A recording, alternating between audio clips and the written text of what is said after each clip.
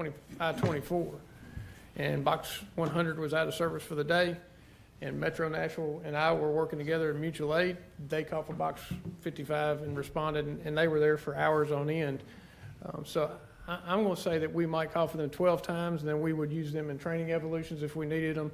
Same thing that police has done in the past for their training evolutions. So maybe, I know that the MOU said 2 to 3 times a month. It could be 6 times, and it could be 2.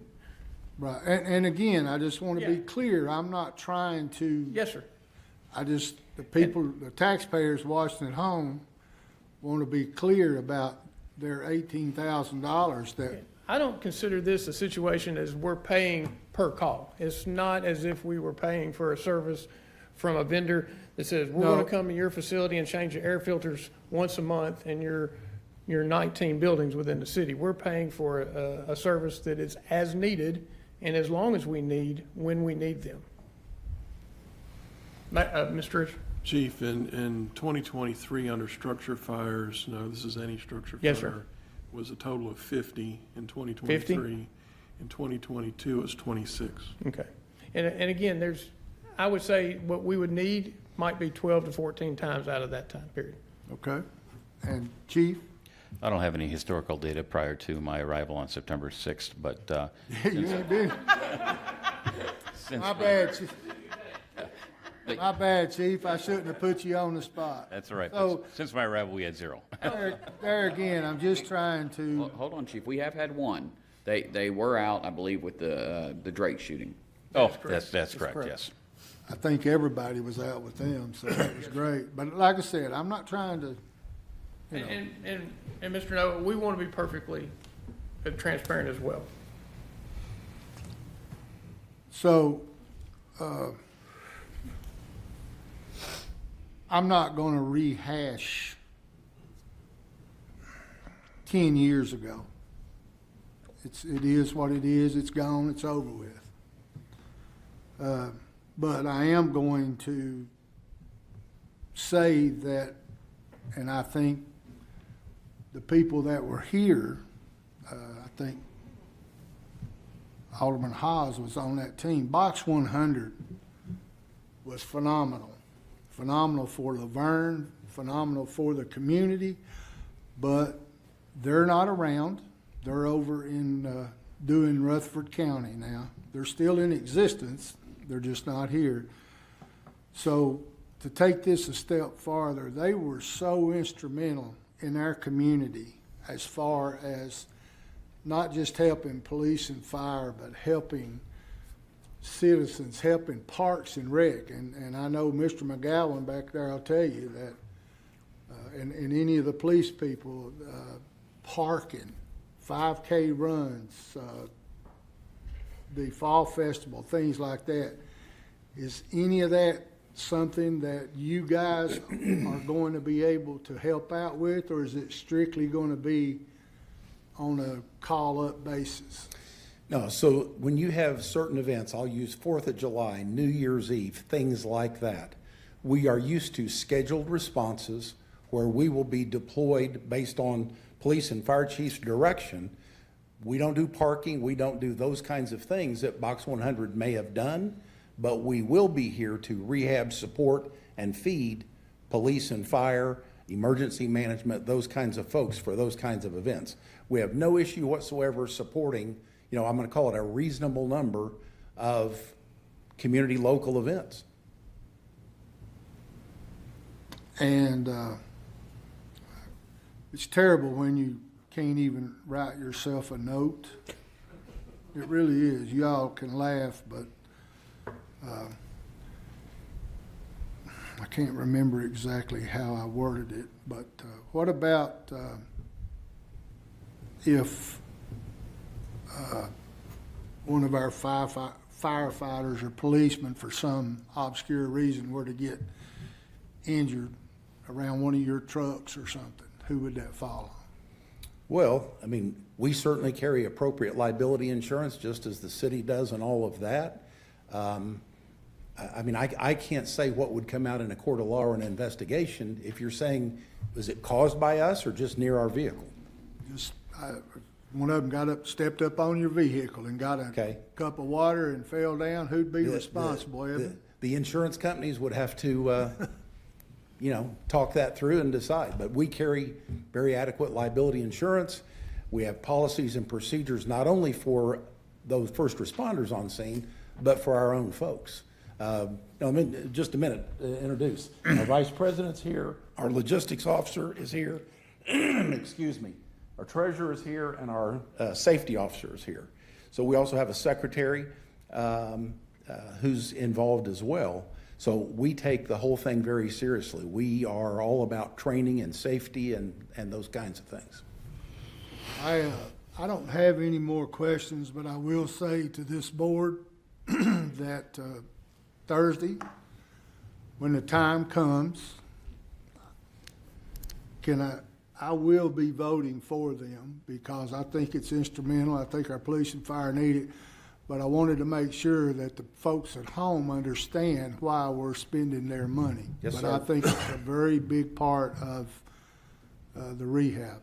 So I'll be quiet now, Mayor. Mayor, if I could I would Yes. also like to, in our initial meeting with them, one of the things that we brought to this group was, we know that we've had members that were volunteers with Box 100, or even residents that may want to volunteer to work with Box 55.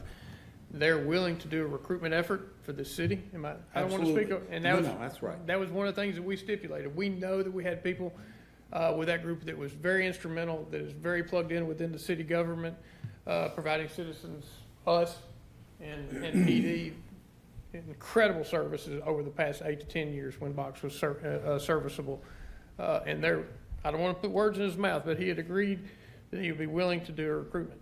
We do have one resident, this gentleman here lives right behind the Kroger, and he's a resident of the city of LaVergne, so. And I was an active member in both Box 100 as well as Box 55 at the same time as a dual member. I've seen that van sitting back there. So I Evan, remember that now. Yeah, and not picking on Chief Beasley's words, but I would say not only are we willing, we actually said we would want to recruit locally.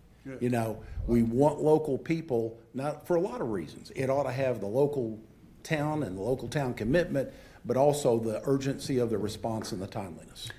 Evan, have you had a chance to review the addendum to the MOU? I was reading through some of 4 and 8 and just wanted to make sure that cleared indemnification and attorney's fees. So the addendum, I don't know if you can scroll, Glenn, if you can scroll down through what's in the packet. So there's the original memorandum of understanding that I prepared and an addendum to that, which Box 55 has signed, which would surpass anything else and remove all the objectionable language that was in the original agreement. Box 55 has agreed to all that. So we've dealt with that in that second addendum. Okay, but those 2 specific sections you're good on for the attorney's fees and the Well, indemnification? I'm not good with them, but the second agreement that they've signed edits those. So what I did was prepare an addendum to that contract that would negate those 2 objectionable terms and have terms that are agreeable to us. The first contract you have in there is what Box 55, I understand, presented to us.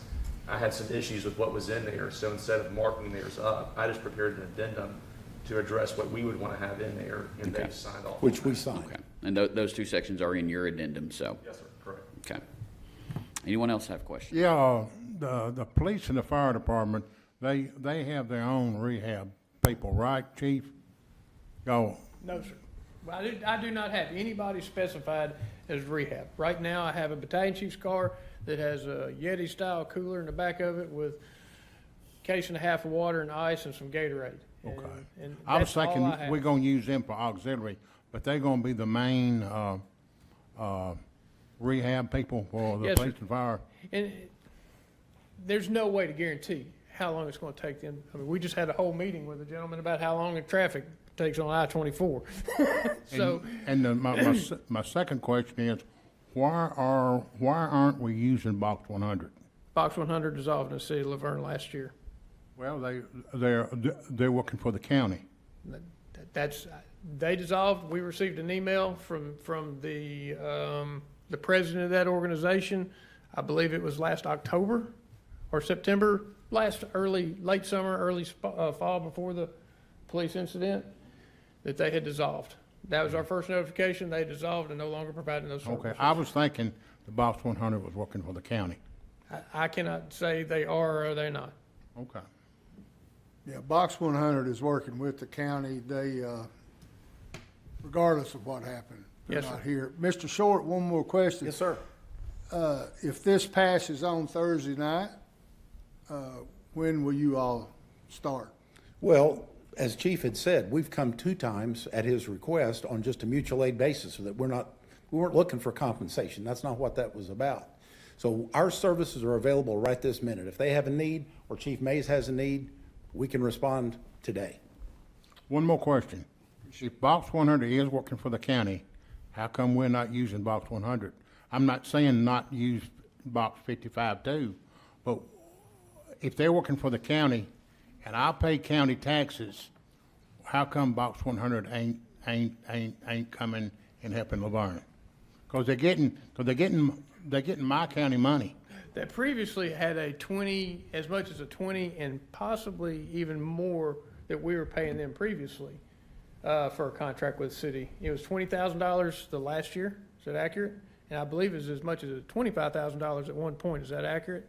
Yeah. The city was contracting with Box 100. We paid for them their last year of existence, and then we received a letter saying that they were dissolved. I understand that, but if my understanding is right, Box 100 is working for the county. If they're working for the county, everybody in Smyrna, LaVergne pays county taxes. So, why not we ain't using it? I ain't saying that we don't need to use Box Yes, sir. 55. Anything that can help the police and fire for that little money, it should be a no-brainer. I don't know what their contract is with the It county. depends on whatever their scope is. Yeah, Whatever their I don't know scope if they're is. paying them or not. It's just the same as with Box 55. Whatever their scope of work is what their But scope if of Box work is. 100 is working for the county. I don't know that they are and- working for the and county. people I'm in not, Smyrna and LaVergne and Eagleville pays county taxes. It may You know, only be I- for the I just, unincorporated areas, I Yeah, don't know. it may be for the unincorporated areas. We don't know their scope of work, yeah. so. It's my opinion, That was just a question I had. it's my opinion that Box 100 is not here willing to help us, but Box 55 has shown up twice offering their services. So I think it would be a wise choice to go with somebody that's here and ready to support us. Thank you. Any other questions? Mr. Mayor, I just wanted to jump in on a comment that the Vice Mayor made. It probably goes without saying, but in your scenario of an employee getting hurt, if the employee is on the clock with us, our workers' compensation covers that without any question for the employee's sake. That's good. I just know how Bruce Richardson is, and I wanted to ask, You're talking about the guy who does axe throwing on ice? Throwing on an ice rink, We appreciate the way that Mr. Richardson is. Otherwise, I'd have hired 10 people to do this internally. Any other questions? So, if this passes Thursday night, we do have a fall festival coming up in September. Would your plan be to set up a recruiting tent or something at the fall festival to try and start recruiting? I mean, there would be no members at reason that why time? we wouldn't do that. Is that a one-day event, or what kind of? It's Saturday. It's a Sure, no, Saturday absolutely. event. Absolutely. The other thing is, we use social media a lot. And so we would want to work out, again, with Chief Mays and Chief Beasley, exactly what that looks like. There are 2 or 3 names of individuals that frankly have been involved with Box 100 before, that on their recommendation, we will sit down with one-on-one proactively. We've got all kinds of ideas about how we would recruit. But that fall festival is absolutely something we can do. It's not a problem. I mean, that way you said social media, and social media is good, but, social media is great. In fact, someone asked me today, what would you do if there wasn't social media? And I said, I'd probably be reading a whole lot more books. Yeah, on well, Facebook. but the social media doesn't take the place of face-to-face. Right, and there are people, and Vice Mayor No has said it before, there are people in the community that do not use social media, and they prefer the one-on-one to sit and talk with someone. Oh, absolutely. And the community is familiar with Box 100 and with what Box 100 Yep. did. Yep. And so, you know, I'm just saying, having the one-on-one, having you out there. Absolutely. Your vehicle is awesome. Thank you. I mean, it's. And we would want to do that in such a way, in every way, verbally and demonstrably, that has nothing disparaging towards Box 100. Right. That's not even part of the equation. Right, I mean, in Box 100 isn't, but I'm just saying, having, you know, the one-on-one Yeah. out there, and then, I know the logistics, your logistics person was very, you know, what he said as far as scheduling people, you know, within the community. Yep. That have the vehicles to provide immediate support until one of your vehicles could get there. Correct. That, I mean, that impressed me. Yeah, and again, for clarity, we use a software program that's the same as the existing fire department software program in terms of response notification and so on. So it would be we'll still do some integration meetings and some planning, but the process is pretty straightforward about, you know, how we would communicate. I have one final question. Yes, sir. Is your members volunteer or they're paid? So we are a 501c3 nonprofit. No one is on payroll for a penny. Okay. 100% of everything we do is a volunteer. You may or may not know, but this is our 72nd year of volunteer service. Our group began in 1952. All of our tax records, all of our everything is public information. Happy to provide that. So, Thank you. so I've got another question, Yep. like, if Chief Mays is having an applicant testing or whatever, and he would like someone out there from Box 55 to have water, Gatorade, you know, snacks or whatever for Absolutely. the applicants, and there was a volunteer here in LaVergne, would you all reach out to that volunteer and say, can you come to this applicant testing and provide services? Well as enough Any- people. it's anything We is- might need 2 or 3 people. Right. So absolutely. Okay, that's just one of the things that I know. And those are the that kinds of Box things we're used to doing, whether Okay. it's testing, you know, Like recruiting the fire events. department's got training at the multipurpose building, and absolutely. they need someone out there because it's like an 8-hour training or whatever. Absolutely. Okay, I'm just trying to get to see what other scope or other Yeah, events no, that you all would support, you know, besides just the calls. That's No, what I'm we trying to absolutely get would. out. Any of Okay. those things, our mission is always to rehab fire, police, emergency management. Parking and those things are very important, but that's not our mission, and that's not, it's just not what we do. Box 100 and others that do that, it's a wonderful thing. There's nothing wrong with that, but that's not what our mission is. That's not what our folks are set to do. Okay, I was just trying to see what else. But no, what those other trainings, opportunities. absolutely, Okay. trainings, recruitment activities, community days, different events like, again, New Year's Eve, 4th of July, whatever. Yeah, and I think the next thing after that would be National Night Out, which is Yep. with the police department. Yeah, Davidson I mean- County is actually tonight. Right. And I'm all for rehab. I mean, as I said in the last meeting, I was a member of Box 100. I was going to say, I happen to have a Box 55 application with me if you. Not right now, I have to wait. All right. Any other questions? What's the appropriate way to address like the council members here? I've done it before, like talk to a mayor or talk to council members and smart people like I don't. So we have a public comment period that you can sign up for that happen in our meetings. But if you stick around after the meeting, we can talk to you. So, thank y'all for your time Okay. and the information in bringing the vehicle. And like I said, I'm all for Great. rehab to support our firefighters, EMS guys, and Great. anything else. And then let me just clarify one other thing too that we didn't talk about. When someone applies with us, we have a vetting process. We have an interview process. There are background and, criminal history checks. There are things about that. We don't say yes to everybody just because they express an interest. We have to make sure that their motives are pure and they're not trying to, do silly things. And, our mission's very clear. We're after taking care of first responders. So thank you for your time. Hopefully we'll look forward to working very closely with all of you. Thank Thank you. you, Mr. Thank Short. you. Thank you. Thank you, guys. moving on to our appoint or remove board and committee members. First, we've got the Beautification and Arts Advisory Committee. We've still got one term vacant with the passing of Mr. Al Lane, and that is being advertised on Channel 3 and on social media. So if you would like to apply, please do so. And then we have an FYI for the board, which is Kathy Tyson had resigned from the Industrial Development Board, and we will begin advertising this position on social media and on Channel 3. I believe I saw the posting for that earlier today, so that will be put out there. Moving on to Mayor and Alderman comments. I have one question about that. How many people on the Industrial Development Board are also on our Planning Commission?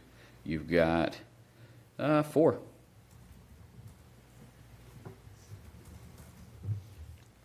Moving on to Mayor and Alderman comments. Alderman Waldron. Again, just make sure you check on the elderly people.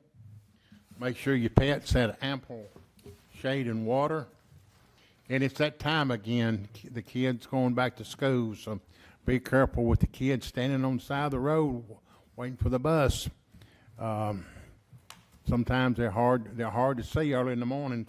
And again, when the school bus stops and that stop sign goes out, that means stop. I've seen a lot of people in the past years fly by, but when that stop sign comes out on the side of that bus, I think you're supposed to stop. Thank you. Alderwoman Hobbs. Nothing for this evening, thank you. Alderwoman Haas. Just a reminder, it's been on social media that the railroad crossing at Stones River going over to the old Nashville Highway is going to be blocked for CSX construction. It's nothing with the city, nothing with Dietz or with Doug. So just a reminder that there's a detour. It's supposed to be about 24 hours. Another road condition is Howl at the Moon is Friday the 16th. So Murfreesboro Road going into Nashville will be diverted. I had to get my directional thing straight. I don't have my compass. Will be diverted for the racers. So just a quick heads up on that. I'm sure that Parks and Rec will put more information out on Facebook, and then you'll see the blinky signs on the sides of the road. Other than that, everyone stay safe, stay hydrated, and thank your Public Works staff members for being out in this awful heat. Vice Mayor No. It's all you. Okay, well, just want to let the public know TDOT has been out working on Murfreesboro Road, trying to fix part of the left-hand lane headed into Nashville. So just please be aware of that. We want to see road improvements, and this is just part of it. So big thank you to Michael and Doug. I know y'all been wearing out TDOT on a bunch of stuff, so thank y'all. Howl at the Moon is coming up. It's going to be great seeing both the chiefs running down there. It's a competition to see who's going to make it first, so I'm very proud of y'all for signing up for that. So I guarantee a win because I'm just going to tip myself over and roll. It's downhill for the first part, so you're good. Remind everyone that August 20th, 10 a.m., we have got the ribbon cutting grand opening for our new Fire Station 41. It is amazing to see and to go through. Chief Beasley's been going through with his mop, making sure the floors are clean and that everything looks beautiful. And we'll be there to welcome everybody. So should be a very, very good time. Do want to remind you about schools. Usually we have police out in force, so please make sure you are minding crosswalks, school zones, school buses. Do not try to go around them because our police will find you and they will get you. So please make sure you're being safe because the little ones are very important. With that, I call this meeting adjourned.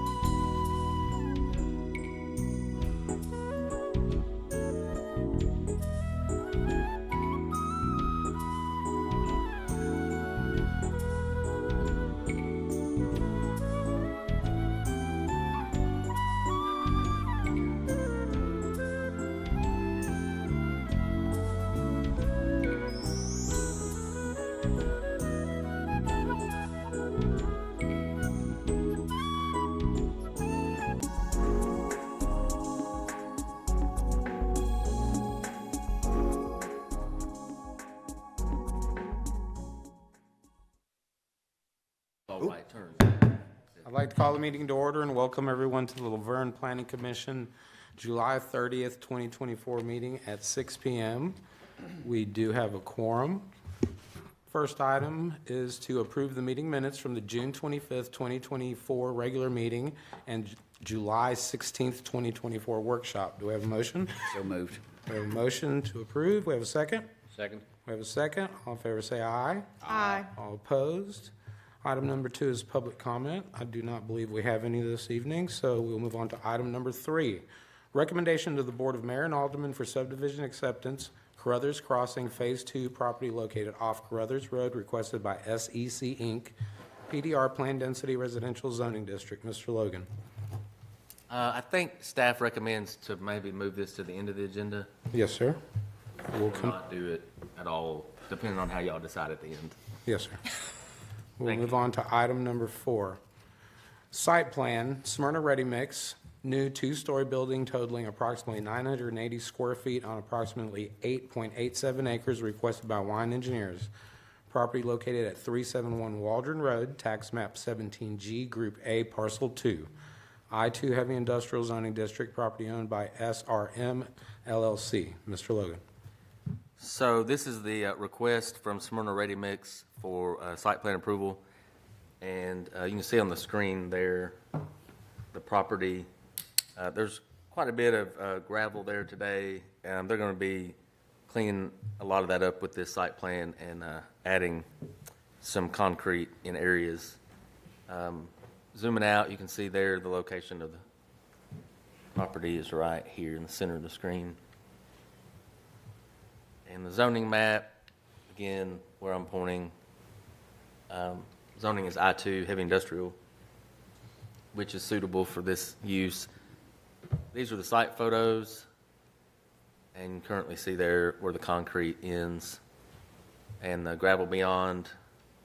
They will be building a new building with this site plan, a 2-story batch house. The square footage of that's approximately 980 square feet for that building, so that will be part of this site plan. There's one more photo, shows the current site. Other than that, the site is an architectural overlay, and the batch house that they're proposing is 100% brick, and there is a brick that was submitted by the applicant Thank 2 you. weeks ago. So you can see that from Mr. Blair. Other than that, all the planning comments have been met, and I believe all engineering has, but I'll turn it over to Mr. Lyde in case he wants to say anything. Thank you, sir. Ms. Lyde. Their engineers submitted a complete set of calculations. They are adding a concrete treatment system prior to fixing their detention basin, and with that, and also their new equipment is going to be much more environmentally protective than their existing equipment, so the staff is happy. Thank you, sir. Do we have any questions or comments from the board? With none, we'll entertain a motion. Make a motion to accept as submitted. We have a motion. Do we have a second? Second. We have a second. All in favor say aye. Aye. All opposed, motion passes. On to item number 5. Site plan, City of LaVergne, new fire training facility on approximately 1 acre, requested by the City of LaVergne. Property located on Mason Road and Bain Drive, tax map 17, parcel 11.05, I-2 Heavy Industrial Zoning District, property owned by the City of LaVergne. Mr. Logan. So this property on the screen is slated to become a temporary training facility for LaVergne Fire.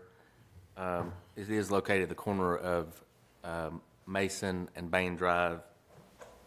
The proposed layout shows 2 new structures that will be built on the site that will accommodate training facilities for LaVergne Fire. You can see the zoning here. Where I'm pointing in red is the actual property. And here's a site photo. It's a vacant tract today, just mainly gravel on the site. And there's another photo looking straight ahead at the Cosmos Granite facility. And you can see that white cars at the stop sign at the corner. So these are the plans that were submitted by the engineer of record. And you can see the site here. It's approximately an acre site, and these structures will be built from Conex containers. So they'll be stacked and assembled and so forth. The height, the tallest height on the plan is 28 feet, which is no problem. The zoning allows a 50-foot height for buildings. All containers are shown at a 30-foot minimum setback from all property lines. The only outlier may be the storage facility that's over here on the south side. Other than that, the area will be fenced. You probably remember from 2 weeks ago with black vinyl coated chain link fence for security and other reasons.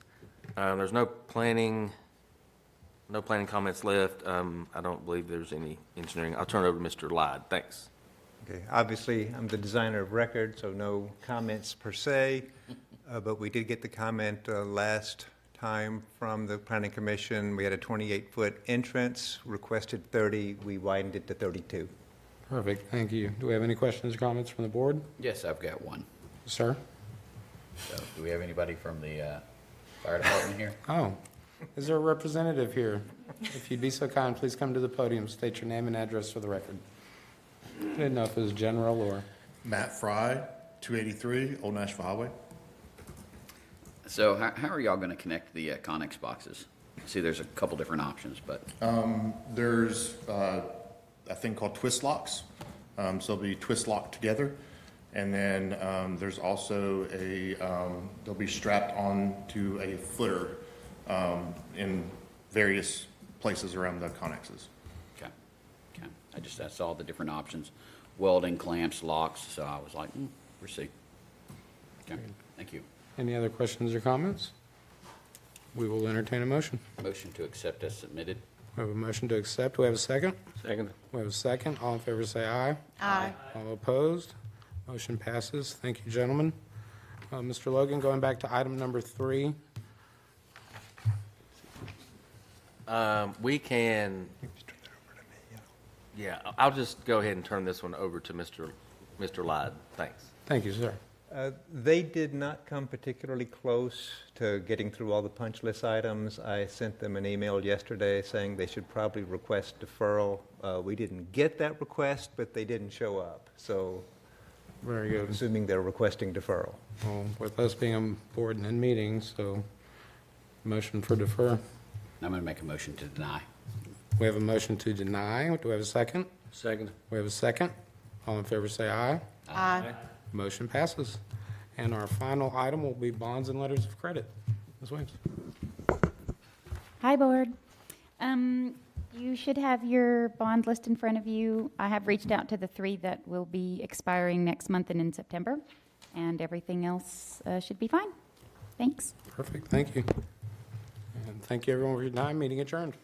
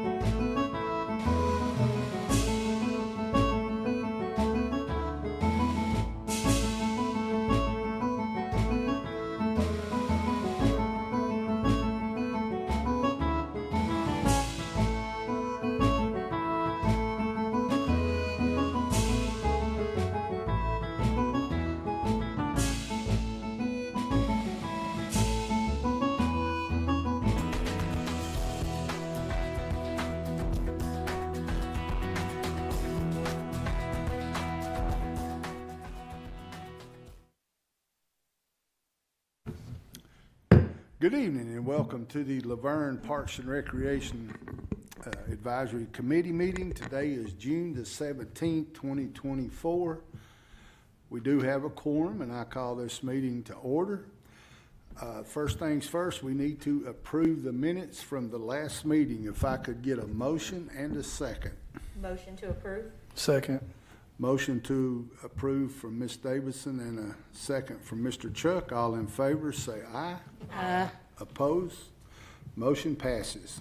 All right, our first order of business is that Miss Jody has resigned. She has moved on to bigger and better things, and we want to thank her for her service with the Parks and Rec meeting. But being she was the vice chair, we need a new vice chairman. So I will take a motion from anyone that would like to make that motion. I make a motion that we, Chuck Isabel. I second it. Okay, we have a motion from Miss Felicia for Chuck Isabel and a second from Miss Davison. All in favor, say aye. Aye. Aye. Opposed? Congratulations, Chuck. Well, Dennis is not here, so. You'll, Say no. oh my God. Oh, Lord help us. All right, well, I'll call this meeting adjourned. Chuck, you'll be able to get over here and sit next to me next time, and you'll have to move away, sir. Giles is getting demoted. Let you know. We need to move back. That's all good. All right, so we get into our meeting. Our first thing is we're going to be talking about the upcoming July the 4th, and I guess that is a Miss Kathy thing. Yep. So Independence Day celebration is on July 4th. Gates open at 5:30.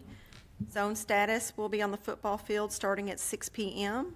We've got food trucks, spider jump, and the inflatable obstacle course will be on field 1, and the fireworks will start around 8:45-ish.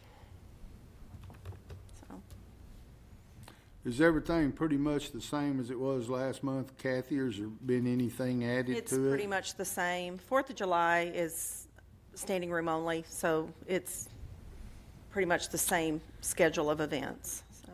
And David, just to remind everybody that might be watching at home, I can't remember, are fireworks allowed in the park? They are not. No personal fireworks are allowed in the park, including sparklers. Including sparklers. So folks, if you're watching at home, please, because it's my understanding that the LPD is going to be out in full force enforcing this, so please do not set off fireworks in the park. You're actually not even supposed to set them off on any kind of city property, period. Is that correct? That's correct, yes, sir. All right. Any questions? All right. We'll move on to the next one. I'm always interested to hear about this one. That's Howl at the Moon. All right. Howl at the Moon is Friday, August 16th this year. Right now, early registration is $30 up until August 2nd. Goes up to $35 from the August 2nd to the 15th, and it'll be $40 the day of the race. We do in-person registrations the day of the race. Check-in is at 6:30 at Pavilion B at the back of the park. Lineup is at 7:30, and the race starts at 8 p.m. And the race goes from Veterans Park to City Hall Complex and back down Murfreesboro Road to the park. How many have we had sign up? Right now I have 12. Okay. So, yeah, it usually, right before the deadline of the early registration is when we get the bulk of the registrations. Yeah, I need to sign up. I haven't. Yeah, so last year we had 180, so we're hoping to beat that number this year. That's when they all pile in and people start talking about why is Murfreesboro Road closed and, you know. You don't have to close it. That make it more challenging. Yeah. Run a little faster. What was that game? Frogger. Yeah. Frogger. Okay, any questions? Has the link been released? It is. We've already shared it on Facebook. The link is online. Registrations are open. We have an online payment option right now on the website. And then we've shared it at several different racing groups here in Middle Tennessee as well. Yeah. Excellent. Any questions?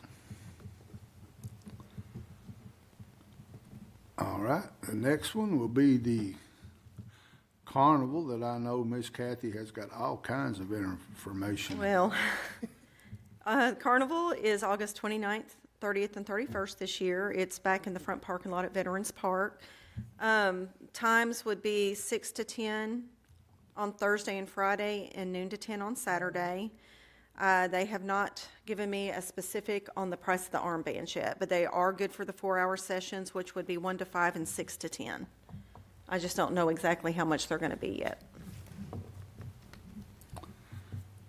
You gonna do the parking out there by the skate park in the grass? Weather permitting, yes, sir. Yeah, that's a good question. Utilize that back parking lot, back by Pavilion B in the football field.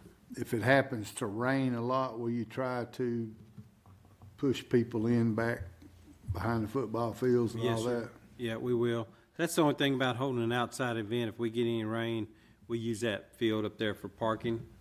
That kind of hurts us a little bit, but we've been on a roll here lately, so we're going to have good weather for that. Might be our year.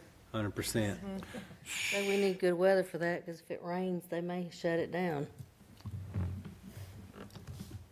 Any questions?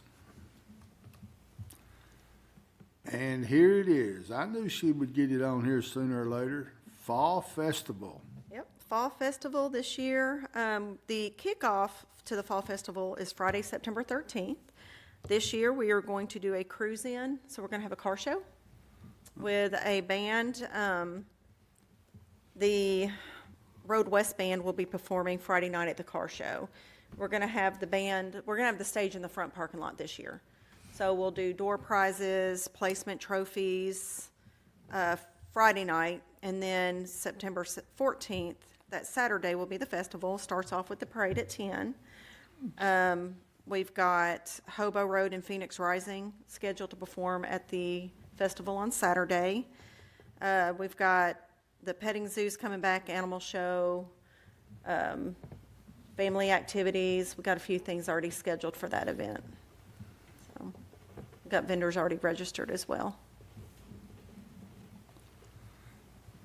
And if we could get David to stay away on that day so we could have good weather.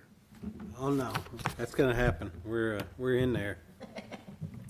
I spoke with Amy from Phoenix Rising last weekend, and she's super excited about coming and playing. She's got some new stuff coming up. So as it gets a little closer next month, the month after, we'll be really getting it out there, and hopefully, I mean, let's face it, Mother Nature, we need her on her meds. You know, that's about all I can say about it. And car shows are always fun. People seem to really like those. Is there going to be an entry fee for that? There is not an entry fee. It's just going to be a cruise in. There will be a registration because we are doing the raffles and the placements. But we've talked to 2 different car show organizations that are going to help us promote that. So we'll hopefully have a really good turnout for that. We'll have live music and food trucks, a couple food trucks Friday night for that as well. They had a big car show in Lebanon this weekend called the Redneck Rumble. And apparently, that's what it's called. Apparently, that is one huge show. People take their campers, stay all weekend, all that stuff. So that car show business is really something. So it may bring out a different crowd, you know. So it'll be fun. All right. Any questions? I know there will be plenty next month and the month after about Fall Festival. Any questions about it? No. All right. What is the time on Saturday for the parade and the? Parade starts at 10, and the festival usually will start at 10. The vendors will be ready for foot traffic, and it ends at 3. And I got your email. I'd have to go back. When is that meeting you're having? Oh, July 1st. July 1st? Right. That's for the city departments that are all involved to meet together to go over Right. the logistics of the event. Okay. I knew I got it. It's just on my other phone. So, any questions about that? All right, well, we'll just start with our brand new spanking vice chairman, Mr. Chuck Isabel. Do you have any questions or comments, Mr. Chuck? No, I'm good. I'm sorry, wait a minute. It's not Chuck anymore, it's Charles. You have any questions, Charles? It's mostly what bill collectors call me, but yeah, I'm good. Okay, Miss Laura? No, I'm looking forward to the events this year, and everybody keep your fingers crossed for the weather. God, I know that's right. Mr. Giles? No questions. Second Laura, looking forward to the events. Good weather. And Miss Felicia? I hope the weather holds up. I think we're all. All of them. I know this weather, the last couple of days, I feel like every time I walk outdoors, I'm opening up my oven to check on my cornbread. I think that's going to be the norm this year. I just want to say, first of all, thanks to Miss Molly over there, keeping us straight, sending us information, emails, and text messages. Also, I want to give a shout out. And now I know that we had different age groups playing this past weekend for the LaVergne All-Star baseball team. I wish I could say how they all did, but I would be lying. I was happy to see those boys up there. They looked sharp. My opinion, they were one of the sharpest, especially in their pinstripes. But I can say that our 5- and 6-year-old team, on Sunday, we won a game, which they worked hard, and they came over, and I told a couple of them, way to go, guys, you guys won, and they looked up at me and they said, we won? I said, yeah. So that's what baseball's all about. And I do believe that fall ball registration is open on the USL page. Okay, all right. So our next meeting will be July the 15th. Right here at 6 p.m. in this same boardroom, and I will, that will be after our big July the 4th bonanza, and I know that Kathy will have us a big story to tell us about that and all the great things that happened and went on. So with that, I'll call this meeting adjourned.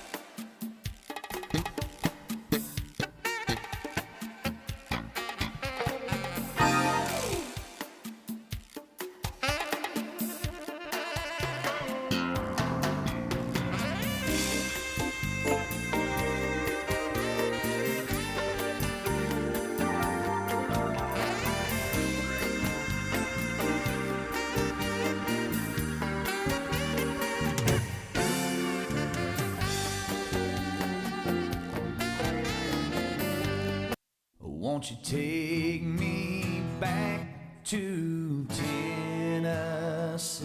The award-winning Tennessee Wildcast is on the air with the latest info about hunting, fishing, boating, wildlife watching, and all things outdoors. This year, we celebrate the men and women of the TWRA responsible for 75 years of wildlife conservation.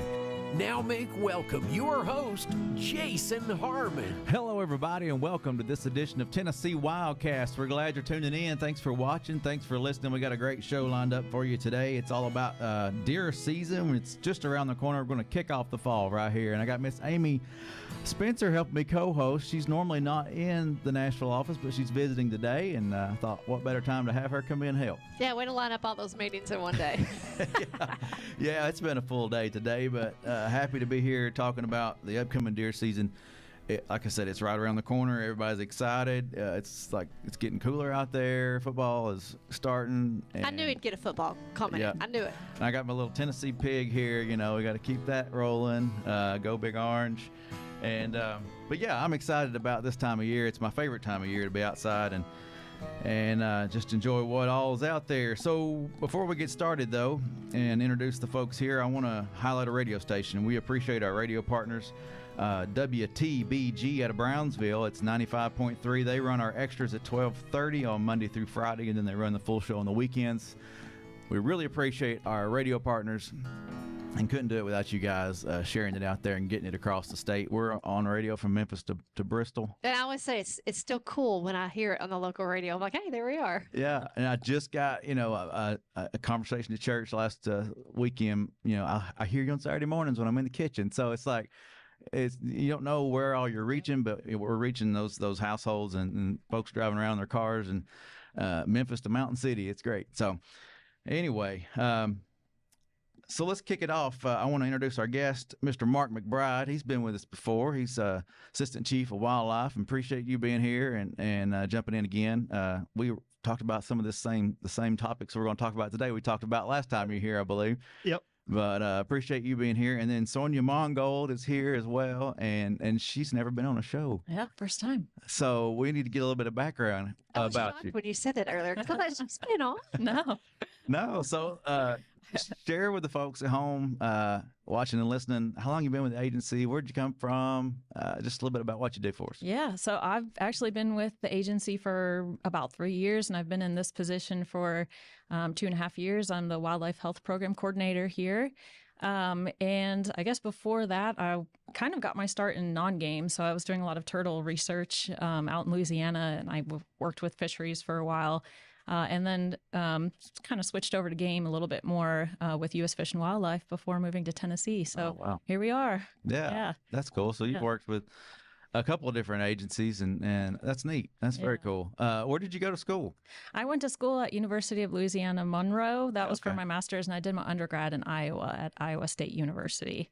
So kind of all over the country a little bit. So did you end up in Tennessee because you were from Tennessee, or no? Okay. I was born in Florida, raised in Minnesota. I'm all over the board. All over. Yeah, that's a good background. Frequent flyer mom. Yeah.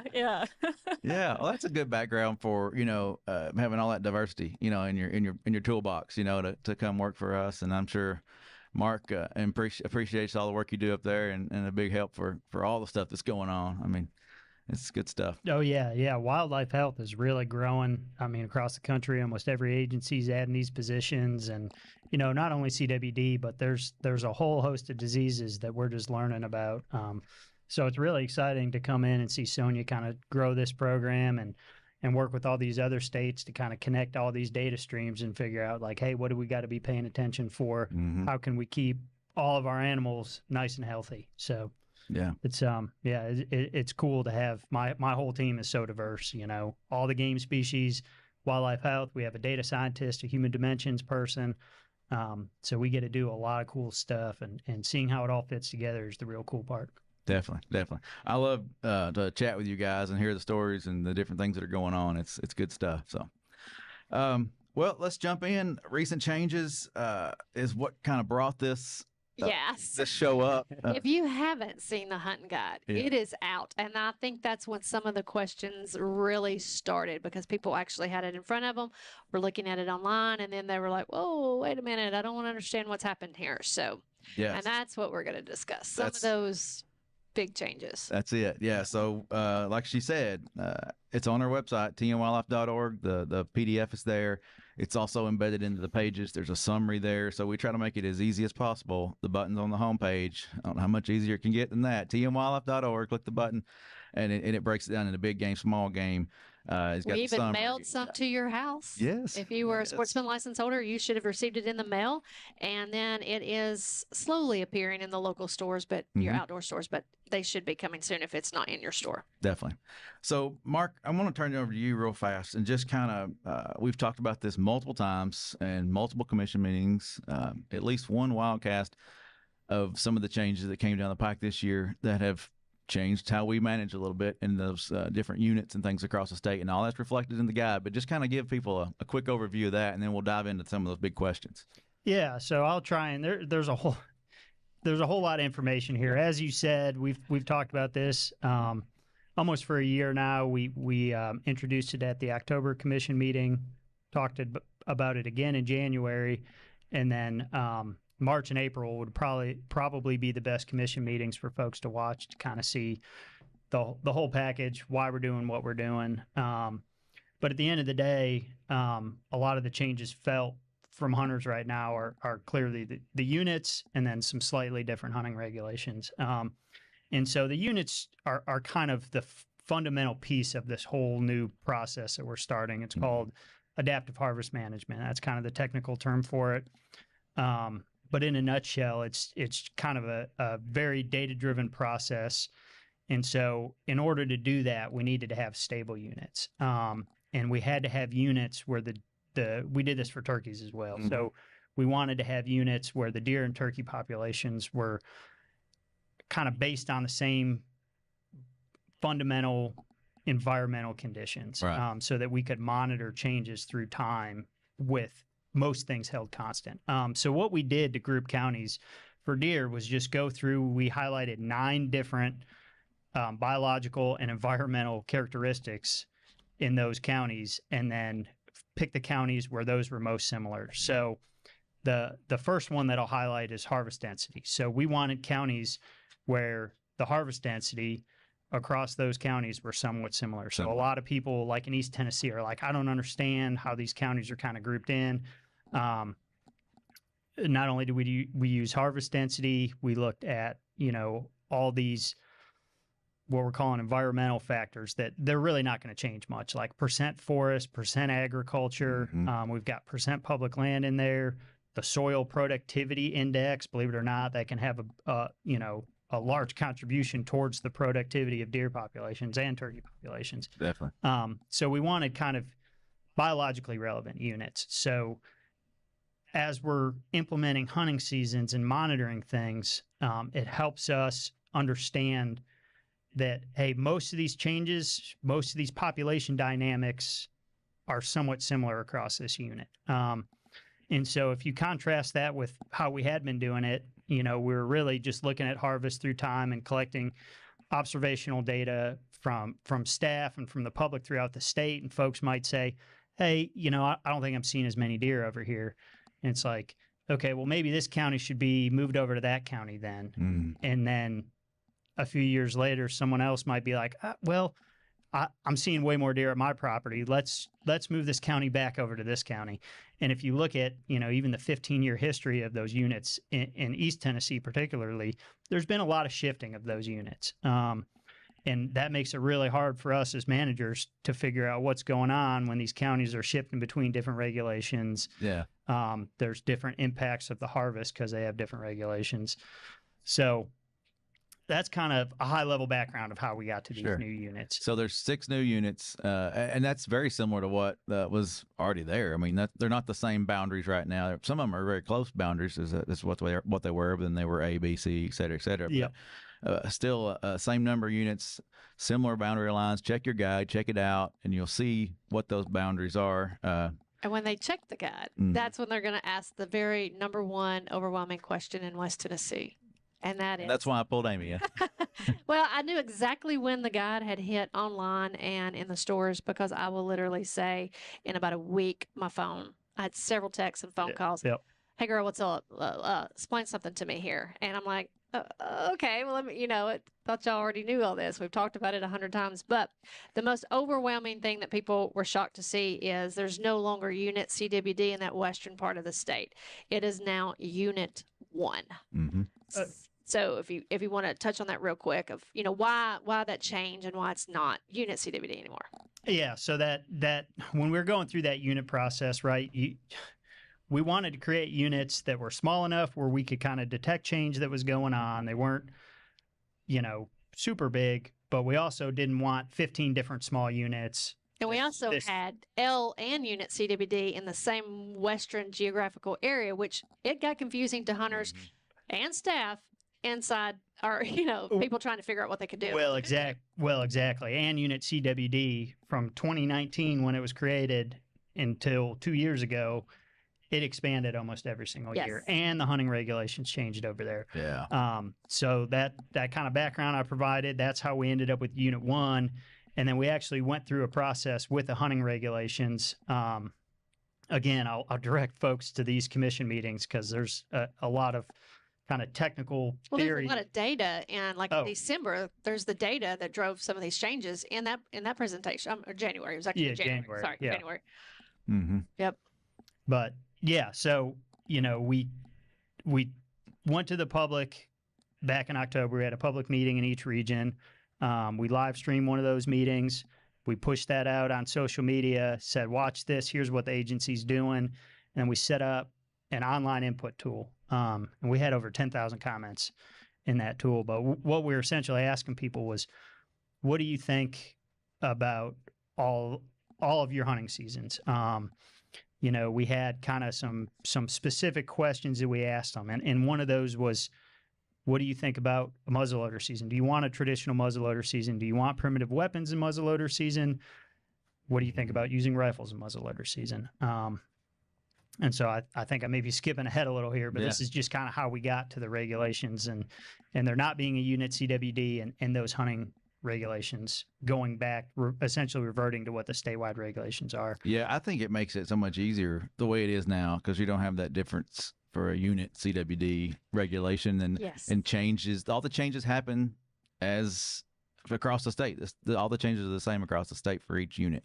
Now we are uniform across the state on opening dates and closing dates and weapons, and that makes it a lot easier as the communication side when we're trying to talk to someone, because I spent a lot of my days talking about the old unit CWD, what you could hunt with, bag limits. So now we're kind of simplifying things, and it's a lot easier to deal with and communicate. Yeah, but what's interesting, right, is that wasn't one of our goals going into this, right? I mean, and we honestly didn't intend to. I mean, we had a draft package that was all the CWD regulations. It was the rifles and archery, including the season extension at the end, all the way to the end of January. And just what we heard from the public out in West Tennessee was, we just want to be like everyone else, essentially, right? We've got this. I will tell you, as a small game hunter and someone who wanted to go on the property and do small game things, mainly run my bird dogs, you couldn't get on property when deer season is on. And that is one thing that we were actually hurting, were our small game hunters. So now our small game hunters can get back out there and enjoy as soon as deer season's over, because everybody has this fear that your running dogs are going to run my deer off. And no, I have a whole other story about that too. And, you go through there and you turn around and look and the deer come out behind you after you just run a dog and a horse through there. Right. So, I'm just grateful for that opportunity for those small game guys and gals to get back out there and enjoy the outdoors. Yeah. Yeah. Well, let's start with August, the August archery hunt. That's coming up very quickly. Number one question. Yeah. The number one question, and Amy had pointed this out, that folks are saying, well, I can't use a gun anymore. Yeah. So that has been the number one, besides what happened to Unit CWD. The number two question is, wait a minute, I can't use a gun come velvet season? Correct. You cannot use a gun. It is archery only, and that's... Yeah. So Unit 1, you guys out there, guys and gals out in Unit 1 that are going out, It's archery only, just yeah, like it hope you've been says. shooting your bows. Yeah, same as statewide. Yep. There are some select WMAs that you can hunt on, but it's mostly private land. So Yeah, it's private land, except if you were familiar last year, it's going to be the same WMAs. And you can actually go and look in the guide under each WMA, but I just happen to have a list right here. So if you're curious, what is open during the August Velvet Hunt in Unit 1 would be Meeman Shelby Forest, State Park and State Natural Area, the Eagle Lake Refuge. Oh, I can't say this. Bomprezi Unit of the Eagle Lake Refuge, Wolf River Wildlife Management Area Unit 1 and 2, Piperton Wetland, Chickasaw State Forest Wildlife Management Area, Grace Creek Wildlife Management Area, Oak Dane Wetland, Big Hill Pond State Park, Tall Bottoms WMA, South Fork Refuge, Spring Creek WMA, Colonel Forest Duran Wildlife Management Area. And some people are like, where's that at? That's basically behind the fairgrounds there in Jackson. That's just easier for people to know where that is. Fort Ridge WMA, Lower Hatchie National Wildlife Refuge, John Tully WMA, Horns Bluff Refuge, Mana Swamp, only the portion line within Gibson County, Parker Branch WMA, Perry Switch WMA, and the south part of Natchez Trace, which is Henderson County, will be open. okay. Perfect. And that, like we said, that's listed. If you're reading under the WMAs, you're going to see something that says same as statewide. And that means it's the same as the statewide reg. So for the August archery hunt, Except as noted in except the as guide. noted, yeah, is private lands only. So if it says same as statewide, except as noted, just know that that's still private lands unless it's noted. And then if you you'll go see and that. you look, for example, let's look at Wolf River WMA, and it says right there, open to statewide season, unless noted. And then when you go down here to deer season, you'll see open for August archery hunt. See page 71 of the guide, and that flips you back over. Yeah. So just keep that in mind. That was one of the big questions that we were getting. And so what I want to go to next is and to make sure there's so much we want to get into here, and I don't want to forget it, but I want to come back to you, Sonia. The sampling, all the testing, it's not unit CWD anymore, but that is still happening. Can you talk a little bit about that? Yeah, absolutely. We're still sampling for CWD statewide, as we have been doing for many years now. So we still have the drop-off freezers. You can take your deer to partnering processors or taxidermists to get them sampled. And you will get those results. We typically around 2 weeks, about 2 to 4 weeks. Sometimes it's a little faster than that, which is great. But please go onto your account and make sure that you have an updated email address, phone number, so that we can send those results to you, because we'll send them through email. If it's a positive animal, we'll probably give you a phone call too. So definitely we are still sampling. If you are hunting in an area that is known to have CWD, the CDC recommends that you get that deer tested and don't consume the meat from that deer if it comes back positive. Yeah. It's just as important as it was. It hasn't changed. We still are concerned and want to know about our deer herd and our health of our herd. So nothing changed there. So And go ahead and plan ahead in August, because a lot of the processors are not open during this time because it is warmer and it's only a 3-day weekend. So plan ahead. We do have the drop-off freezer locations. Those sites have been updated on our webpage. We just had that call the other day to make sure all of that was updated. CWDintennessee.com. And she brought up a really good point. If you haven't updated your phone and you haven't, because we all know Apple's had an update the other day, because I got locked. I got the little nasty gram that I was out of compliance. But anyway, update your phone and update our app. Because if it's not, when you go in to check in that deer, you're going to have some issues. So that's another important point. Yeah. Yeah, I'm going to just build off what you said, Jason. I think there's been some folks that have felt like this is the agency kind of taking a step back from CWD. And I want to be clear that's not what it is.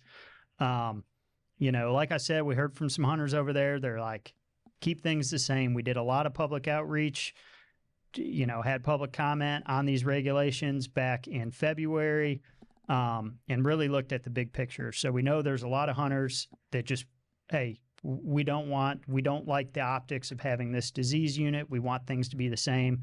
And of course, we took a step back, like we need to look at this from a disease management perspective. And so we really poured over the data. And if you go back to the January and March commission meetings, you can see we presented some of that. And at the end of the day, harvest was declining in the old unit CWD. In those counties, through time, harvest has gone down. Seeing less hunters. We're seeing less hunters, and that's what concerned us. At the end of the day, we want people to keep hunting, Yeah, right? definitely. We all hunt. We care about hunting. Yes. We want to keep people hunting, not only for disease management, but because this is like What Tennesseans do. Yeah, I mean, this is our heritage. And Yeah. it's like, if we're pushing people out hunting, that doesn't sit well with us, right? So we want to keep people hunting. We want to keep people shooting deer for disease management. Get it tested, take it home, feed your family like you always have. If it's negative, so I just want to address that. We're not giving up on CWD. In fact, if you look at the big picture, I think we're going to talk about the management zone, the feeding and transport rules in a second here. Good transition. There we go. That's still in place, right? That's not unchanged. So we still have the CWD management zone in place and the incentive The programs. management zone is separate from Unit 1. So just know that those counties, there's a map in the guide that shows what the management zone is. So just know that. And the transportation color chart is there too. So Yep. feeding and transportation still applies. We won't go too deep into it. I mean, you can go as deep as you want to, Mark and Sonia, but it's there on, what page is that? It's actually page 68 on the guide. And that was another question that I was receiving in texts and phone calls. Are we still controlling the movement? Yes. And we're still controlling the feeding. And I think you wanted to go ahead and elaborate on some of that, didn't you? Yeah, I mean, the only thing that really has changed from last year, which we made the change during last season, was Lewis County was added onto that. So it's, I think, 23 counties total. But it's really to kind of simplify the management of movement, really, and wildlife feeding. And getting your deer to a taxidermist Yes. or a processor when you want to. There were definitely some confusing points to kind of the previous iteration of the CWD management zone with carcass transport restrictions. So this kind of makes it a little bit easier for folks to get those deer to their destinations and still being compliant with movement. So I think it kind of helps overall. And yeah, I think it's going well so far. And know your border Yeah. transportation rules Yes. too, in and out Yes, of state. that's That's right. important too. So, and that's all there. And Or bringing animals Right. from another state in Right. here. A Back lot of in. people still get confused about that. They even, hey, you're CWD. No, well, no, you still can't bring these in from other states. Yeah, I think essentially every state Mm-hmm. has the same rule now where it's Okay, got to be good. boned out. You can't bring boned in meat in And all or whole those carcasses. Right, and you talking about that? That's all there, deboned, all those specific parameters. Yeah, for all your approved transportation. parts, it's on there. Yeah. Yep. Yeah, I guess the major point of the CWD management zone is it does not include any specific hunting regulations. So it's Correct. completely separate from Yep. hunting regulation packages. Yes. Yeah, and that was the old, and I'm not going to get into the misconception. When we would deal with this with something with a positive going county, people would automatically assume, and this is so much simpler the way we have it now. This is easier for hunters, it's easier for staff, it's easier for everyone involved. So let's touch on the earn a buck and the replacement buck, and I'll let y'all decide who wants to touch on it. But that's those two things are still Yes, we have still apply. both of Still open. those harvest incentive programs. The Earn a Buck program, any hunter that harvests an antlerless deer, checks it in, and submits that deer for CWD sampling within a positive county. So there's 17 positive counties. I think you have the list if you wanted to list them out. Yeah, but, finish it. I can read them. So then you earn a buck from that antlerless harvest that was submitted for CWD testing. And then there's also the replacement buck. If you harvest an antlered deer and it comes back positive, you will also be able to harvest an additional buck. And that's a question we get every year. How long are those earn a bucks Yes, good that's for? a good question. So the earn a buck is just for the current season. The replacement buck, this gets a little tricky because sometimes you might not get that result until after the season already closes. So Yeah, that like happens. last year, see, ooh, Yeah. I already went ahead. No. Yeah.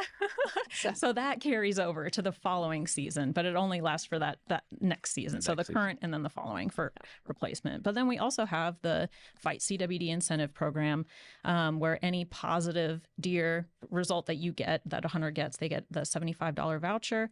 And we also have, if you end up with 2 positive animals, then you get that annual sportsman license on us for the This was following year. First year I didn't get an annual. Oh. I was like, I'm "That's surprised. That's one that I'd forgotten about. I'm glad you brought that up. Yeah. So No, those, I hadn't. those are on page 69, right, Yes. of the guide. So all those details are there for each of those management incentive programs. So perfect. Yeah. So real quick, touching on that that earn a buck. I won't go through all the counties, but I do want to point out the statewide buck bag limit is 2 this year.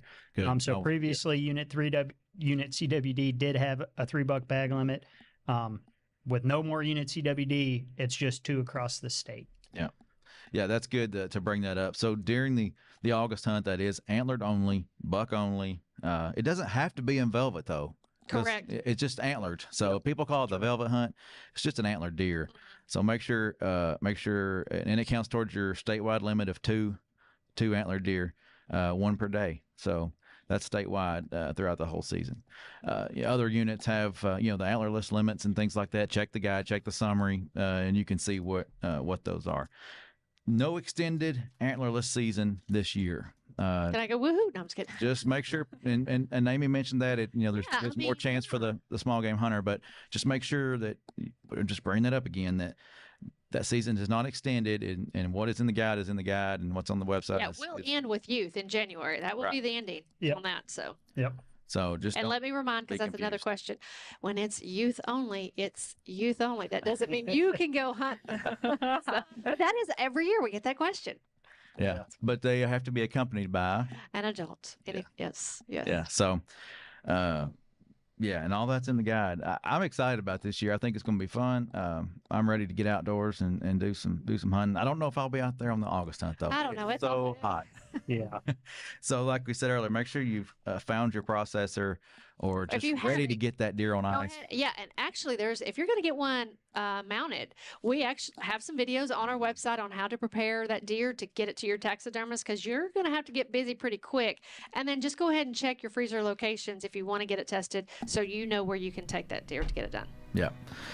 Awesome. Well, we've covered a lot here today. Anything else that we left out? Now, you can find all this on our website. On our website, tnwildlife.org. Or CWD in Tennessee. CWDintennessee.com. It's all right there, and they're all interchangeable. They're all on the same, pretty much the same site. It's just different landing pages, but that'll get you to where you need to find all this information and be shoot ready. us an email, or Yeah. once I have my phone number, they've been wearing it out the last. Send me a text. Yeah. Yep. Text So- preferred. Text preferred. Yeah. So it's going to be an exciting season all across the board. We talked about deer today, but I mean, after working on the hunting guide this past 2 or 3 months, it's going to be a lot of fun hunting this year. I'm excited. So I always get fired up this time of year. So get out there and enjoy what Tennessee has to offer. Sonia and Mark, thank you so much. Thank you, guys. Yeah. Appreciate what y'all do. Amy, thank you for what you do. And this is Tennessee Wildcast. Keep coming back, keep watching, keep listening. Like, share, tag, all that fun stuff. And we'll see you next time. Stay connected with TWRA by visiting our website at tnwildlife.org and follow us on Facebook, X, and Instagram.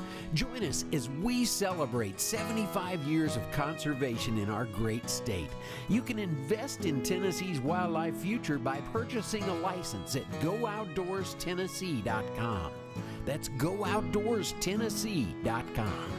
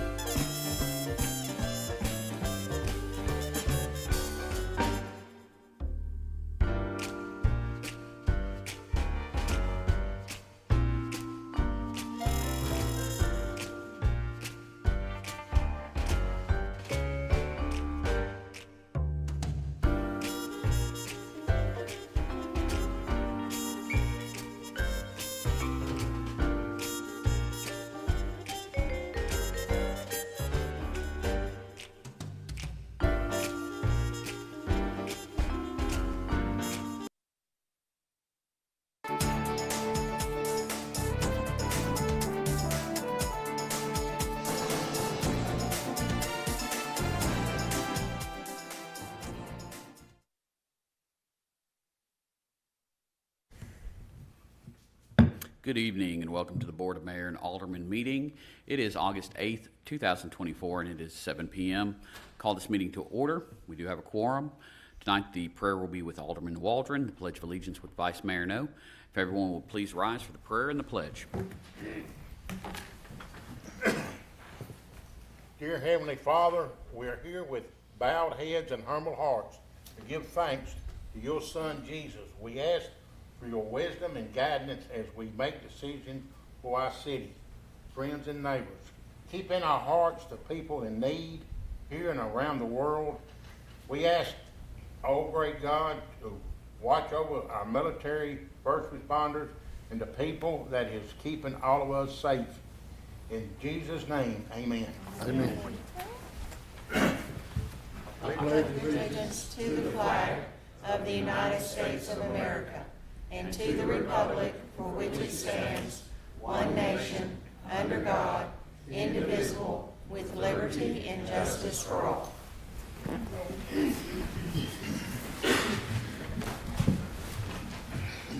First item is to approve the minutes from the June 27th, 2024 workshop and the July 18th, 2024 special meeting. I make a motion to approve the minutes. I have a motion to approve from Alderwoman Haas. Is there a second?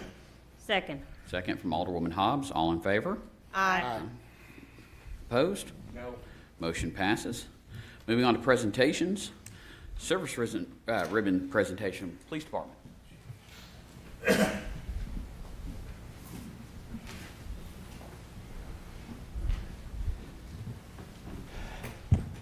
So tonight is a great opportunity for me to acknowledge the service by 3 of our members.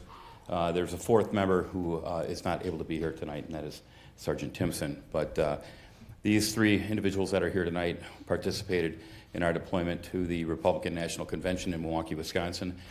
This was a great opportunity for them to experience a national security event and glean some experience from that and bring it back to our community here in LaVergne. So I would like to congratulate each and every one of them for traveling up there and representing the city of LaVergne with distinction and honor. I received a lot of accolades from my friends and past coworkers with the Milwaukee Police Department on how professional they were and how impressed they were by the members of the LaVergne Police Department. So they have represented LaVergne well, and for that, I'd like to call each of them forward. So Officer Klein, Lieutenant Statz, and Lieutenant Durham.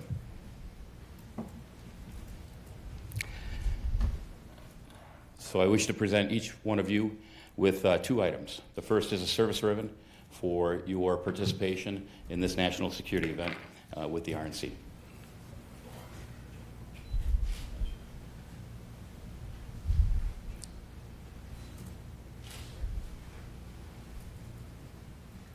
And the second item that I would like to present you, each of you, is my challenge coin. This is the Chief's Coin of Excellence. I only present this to individuals who actually represent the city of LaVergne and the LaVergne Police Department with the highest standards and the highest level of honor. And so, for a job well done, I'd like to present each of you with one of these and congratulate you as well. Excellent.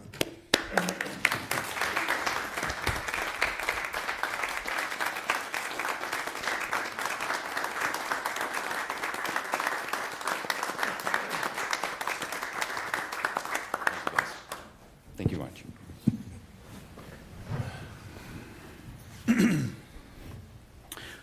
We had no one sign up for the public comment period. Moving on to departmental reports. We'll turn it over once again to Chief Mays. All right. Mayor, Vice Mayor, Board of Aldermen, you have the report in front of you. It's a great report. I'm very pleased to present you with this report.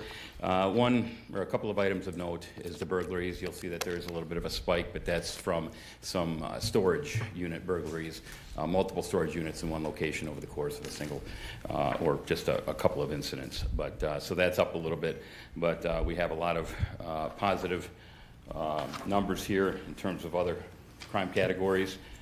Calls for service are a little up. Our arrests are up. as well as our DUI arrests and drug-related arrests are up 78.9%. I believe our proactive efforts are causing these positive trends in our numbers. And also with I got to tell you, the motorcycles, they're great. We're getting a lot of feedback, and people are slowing down. And so with that, our crashes are down almost 46%. Our injury crashes are down almost 19%, and our traffic stops are up 101%. So I have the men and women that are out there on patrol to thank for this. It's because of their efforts that I think you see the streets are a little safer here in LaVergne. So, any questions?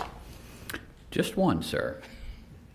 Yes, sir. So, what's this I hear about 4th of July? You were getting down a little bit? Well, we had something prepared tonight, but we're not going to go that route. There was a very good band. I commend, the leaders here of LaVergne for getting a great band, and I may have broken out a few dance moves, but none of which were captured on camera. I got video of it, Mayor. If we could get with Jerry, we could probably get that on Channel 3. I'm sure next month he'll be prepared with his music.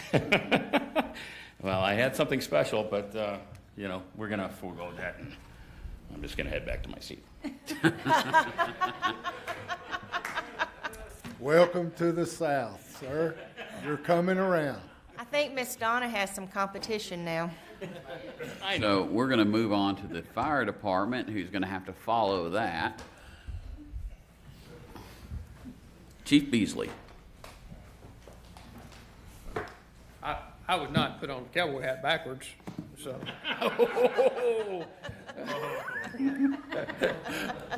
No comment.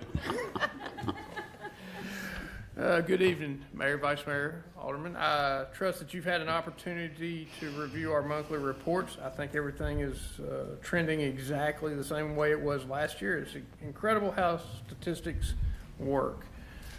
It seems to trend every year the same way.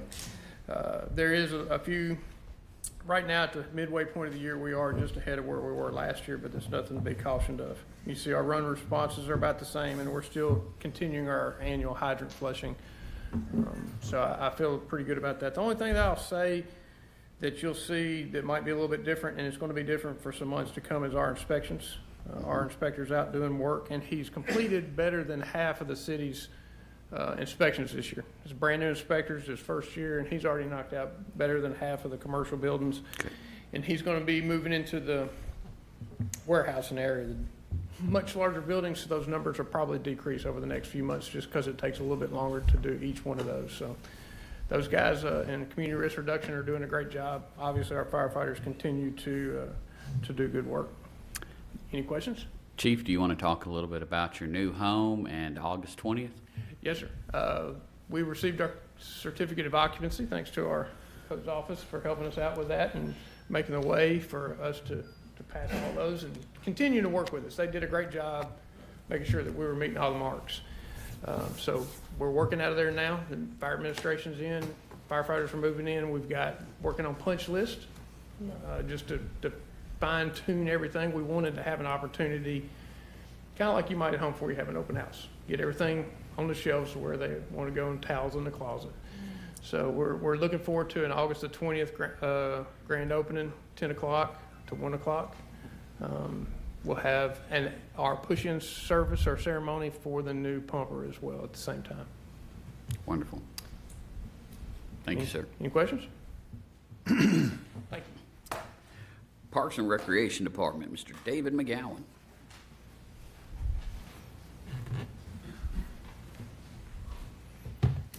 Mayor, Vice Mayor, Board, thank you. You guys have the parks numbers for the month. You can see 95 help desk tickets, 795 hours devoted to those.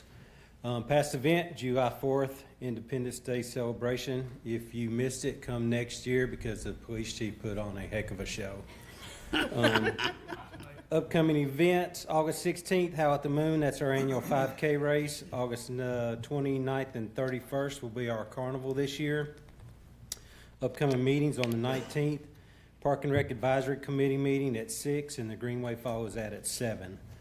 5K race next Friday, August the 16th. Registration is now $35 through the 15th and $40 on the day of race. Check-in 6:30 at Veterans Park at Pavilion B. Race starts at 8 p.m. 12 age divisions, awards for the top 3 in each category, plus the top overall male and female. Crescent Amusements will be doing the Summer Carnival again. Thursday and Friday, their hours will be 6 p.m. to 10 p.m., Saturday 2 p.m. to 10. Armbands are $30. They are good for a time frame of 6 p.m. to 10 p.m. They are not available on Saturday from 2 p.m. to 6. So there was some confusion a couple of years ago, so now they just cut it back to a 4-hour time slot. Any questions? Yes, sir.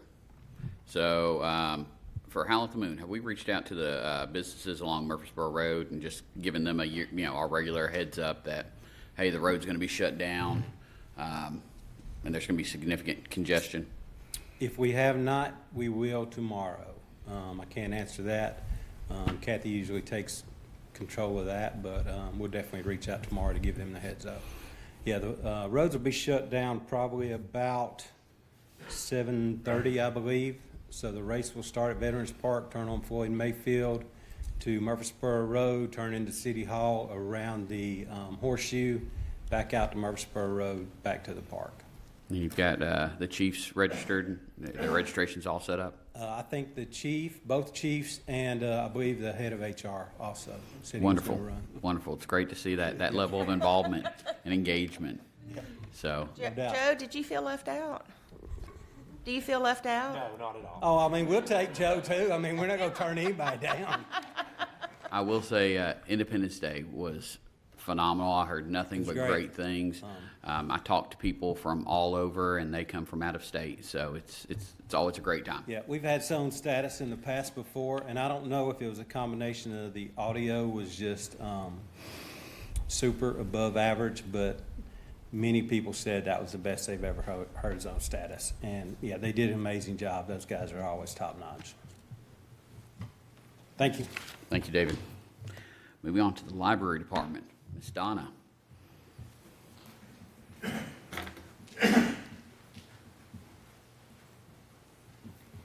Mayor, Vice Mayor, Alderman, good evening. You will see our July report first. That was our second month of summer reading. Programs stayed up there, attendance did. Our library attendance was 9,138, which we thought was amazing. And you can see the rest of the numbers. Do want to let people know that the library will be closed for the Labor Day weekend, Saturday, August 31st, and Monday, September the 2nd, and we will resume our regular hours on Tuesday, September 3rd. I put a few pictures in there of one of my favorite programs that happened this summer. This was Pirate Storytime, and Chief Beasley made the best captain ever. I got a better hat.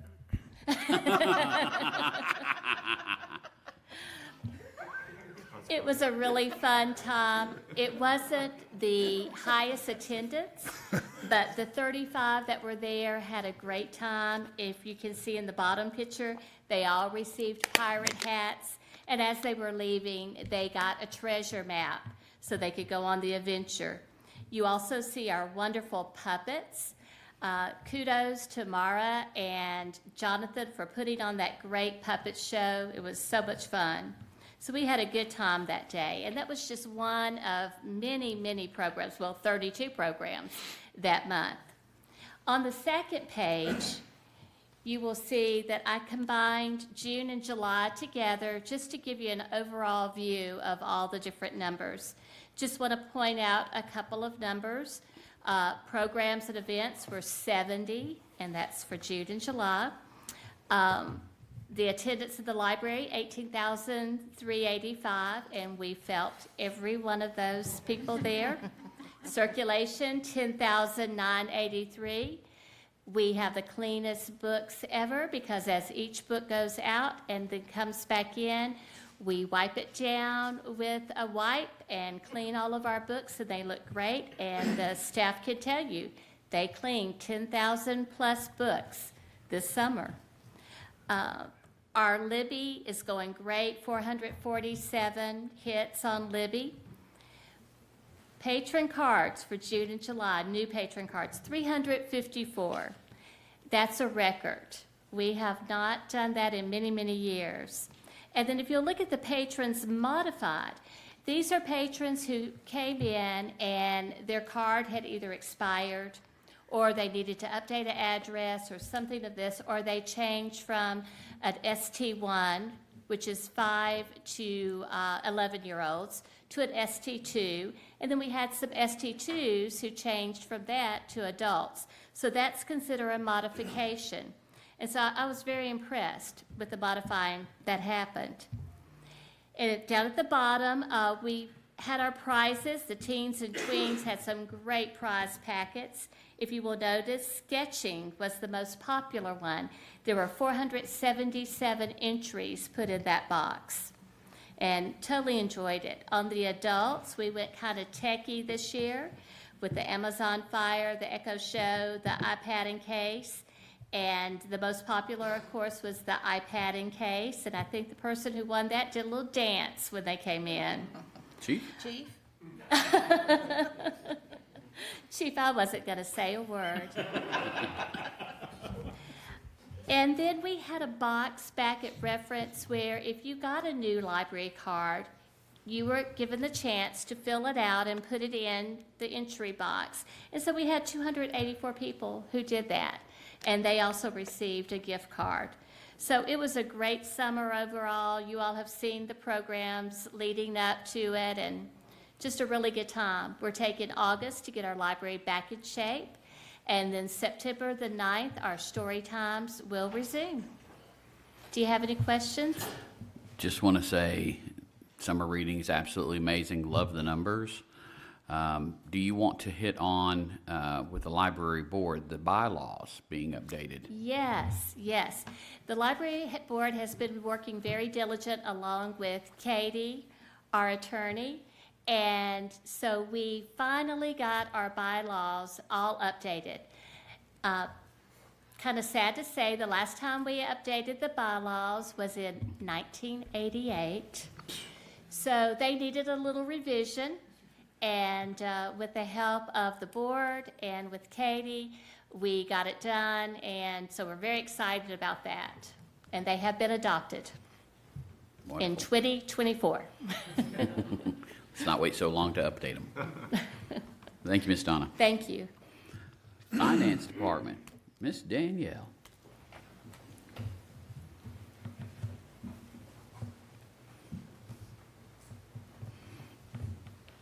Hello.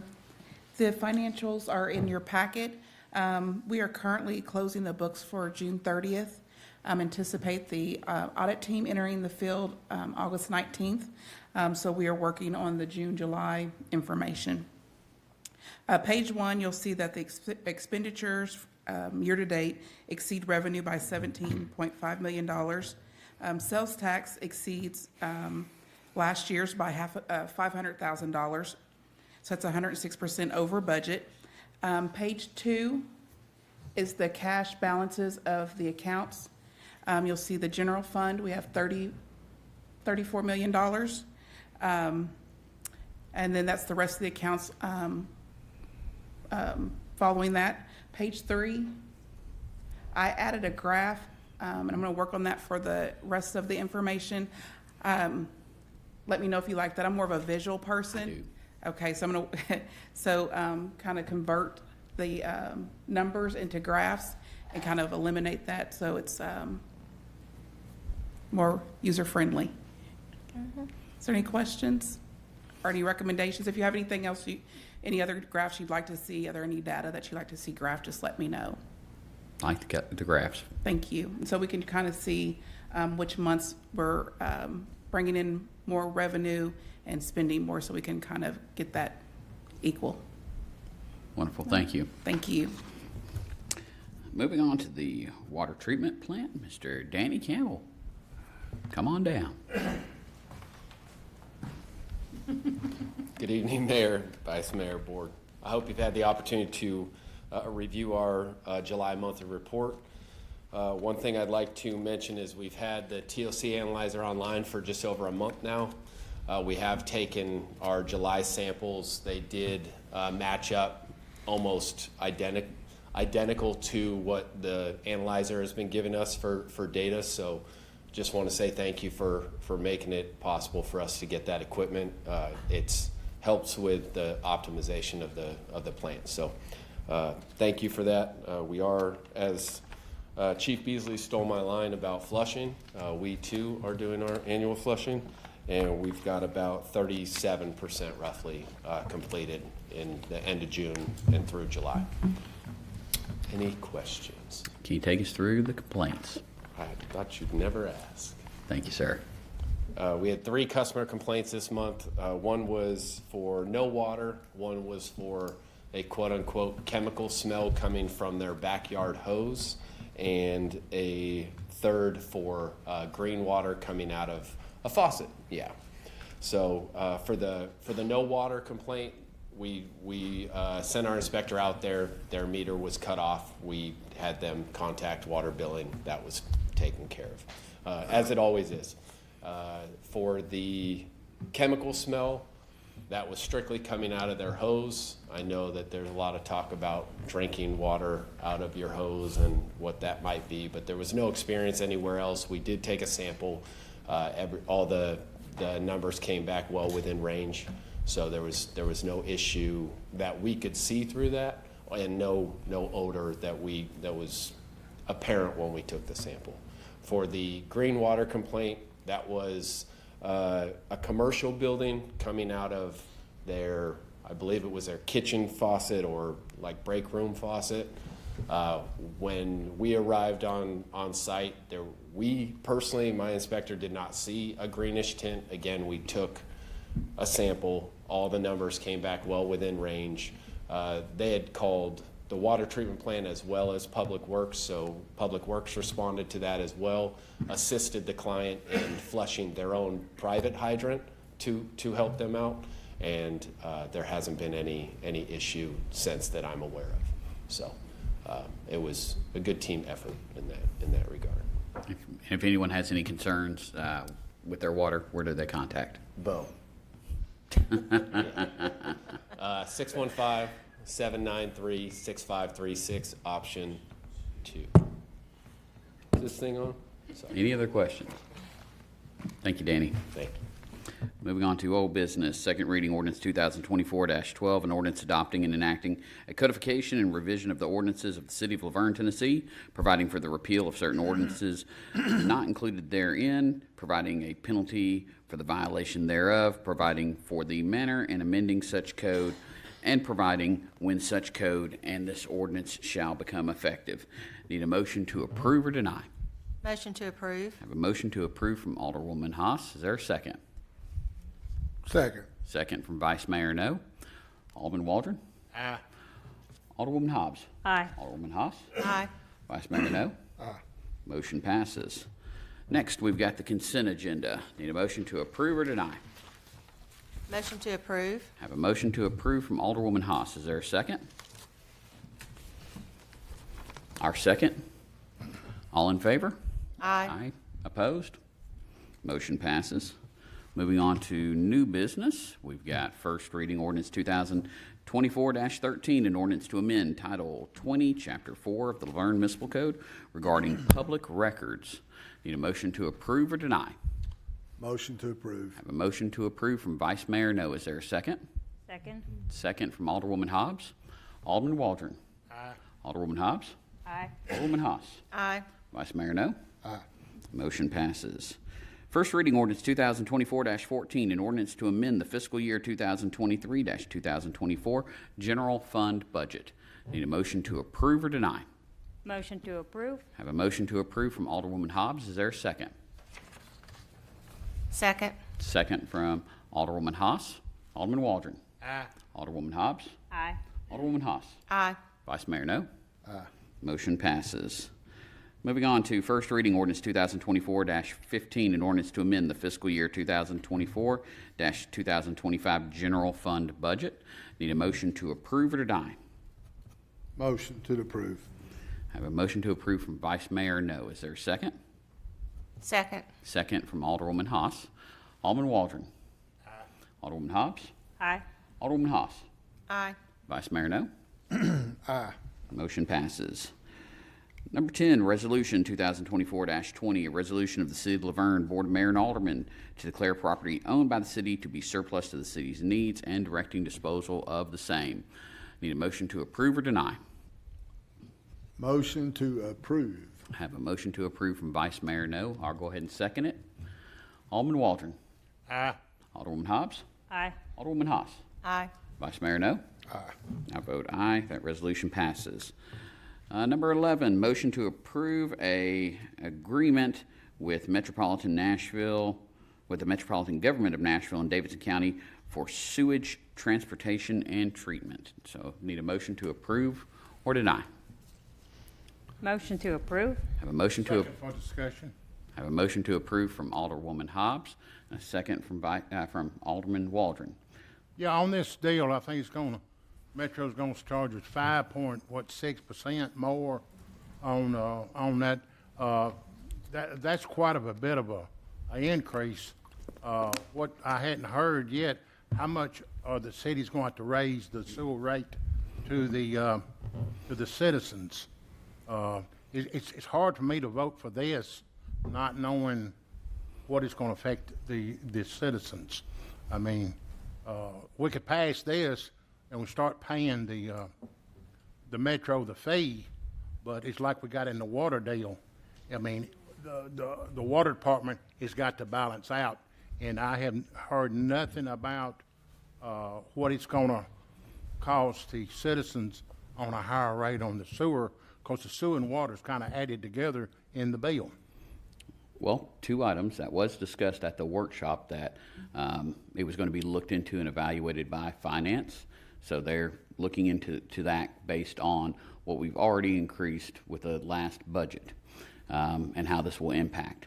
The other thing is we really don't have that much of an alternative, because if you're not going to agree to this agreement with Metro for sewage, where are you going to send the sewage? The Corps of Engineers and TWRA won't allow us to discharge treated sewage into the lake because they have a cap on that. Plus, we don't have a plant to process it.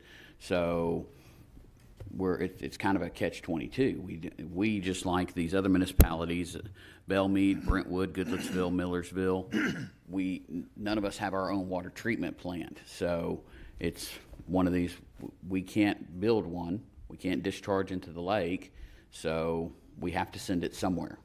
Yeah, I think everybody understands that, but what I'm trying to, we knew that was happening for a long time, and at 5.6%, that's going to greatly affect the money situation. But what I need to know before I can vote is how much is the sewer rates going to go up for the citizens, and I've seen no data on that as far as I would tell. Any other discussion? I had the same concerns, and I guess finance will, once they do their work, they will, is that correct, Danielle? When, unfortunately, it's another catch-22. We ain't got no choice on this. I mean, if we do, I'd like to know it, and I don't like it. But Nashville's got us, Brentwood, Belmead, Goodlettsville, they got us. Not much we can do about it. So, but I guess we'll sit back and wait on Finance Department to figure out how much it will increase. Yeah, I know, the city knew this was coming along, and I know it's election time, and we done raised the water once. I know it's a bad time to talk about raising utility bills, especially at election time, but, it's 5 and 6, some point down the line, surely we're going to have to raise the rates. We don't know how much it's going to be, and I wish we had that data in front of us where it'd be more clear to vote on. Well, knowing we knew the rate study was going on, and as far as the sewage rate with Metro. And we didn't know a time frame or the percentages of what we would get back. So our group that was doing the rate study for water and sewer rates that were adopted for this fiscal year did their best to guesstimate that. That's one of the reasons why finance needs to be able to evaluate that and then come back with that information to us. So So we're just really voting on this blindfolded. no, you're voting on what the city is agreeing to for sewage. So, I mean, we can either, agree to Metro sewer rates and move forward, or we have to find an alternative for sewage. And So, with Nashville raising us up 5.88%, that's the city as a whole, but that doesn't necessarily mean how much the residents will be raised up. Is that correct, Bruce? Yes, sir, that's correct. This treatment charge from Metro is only one portion of what we have to pay for sewer. Exactly. So, in the rate study that we just finished with MTAS, they calculated an annual 3% increase into that rate study. So there's already, and that's for the actual treatment charges for Metro. So we've already got the 3% built in for these charges. So we just have to calculate if we can make it up somewhere else, or if we have to raise the remainder of that in the middle of the year sometime. We have to calculate all of that out. We don't have that information at this time. Exactly. With all the development going out other side of Walden Road, that's going us more sewer to Metro. So, I think have a cubic, they call it a cubic, what do they call it? It's 100 cubic feet. Cubic feet. That's going to cost more. It's going to be more expensive, and you'd like the water deal.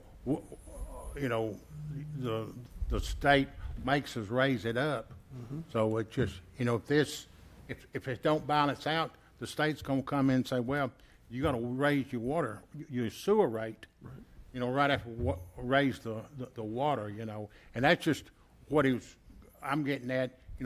I'm kind of voting on something that it's obvious what we're voting on, but we don't know what the outcome's going to be.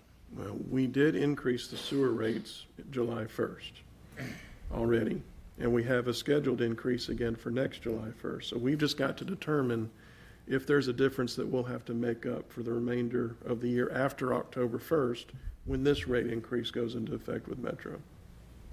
I mean, regardless of the expense, though, there really is no alternative, right? The sewer's got to go to Metro one way or another. Correct. Yes.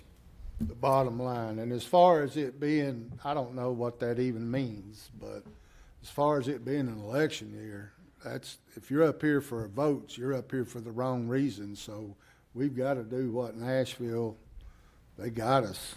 We ain't got no choice. Yeah. But I guess this is just even though we don't have a choice, we still have to go through the formality.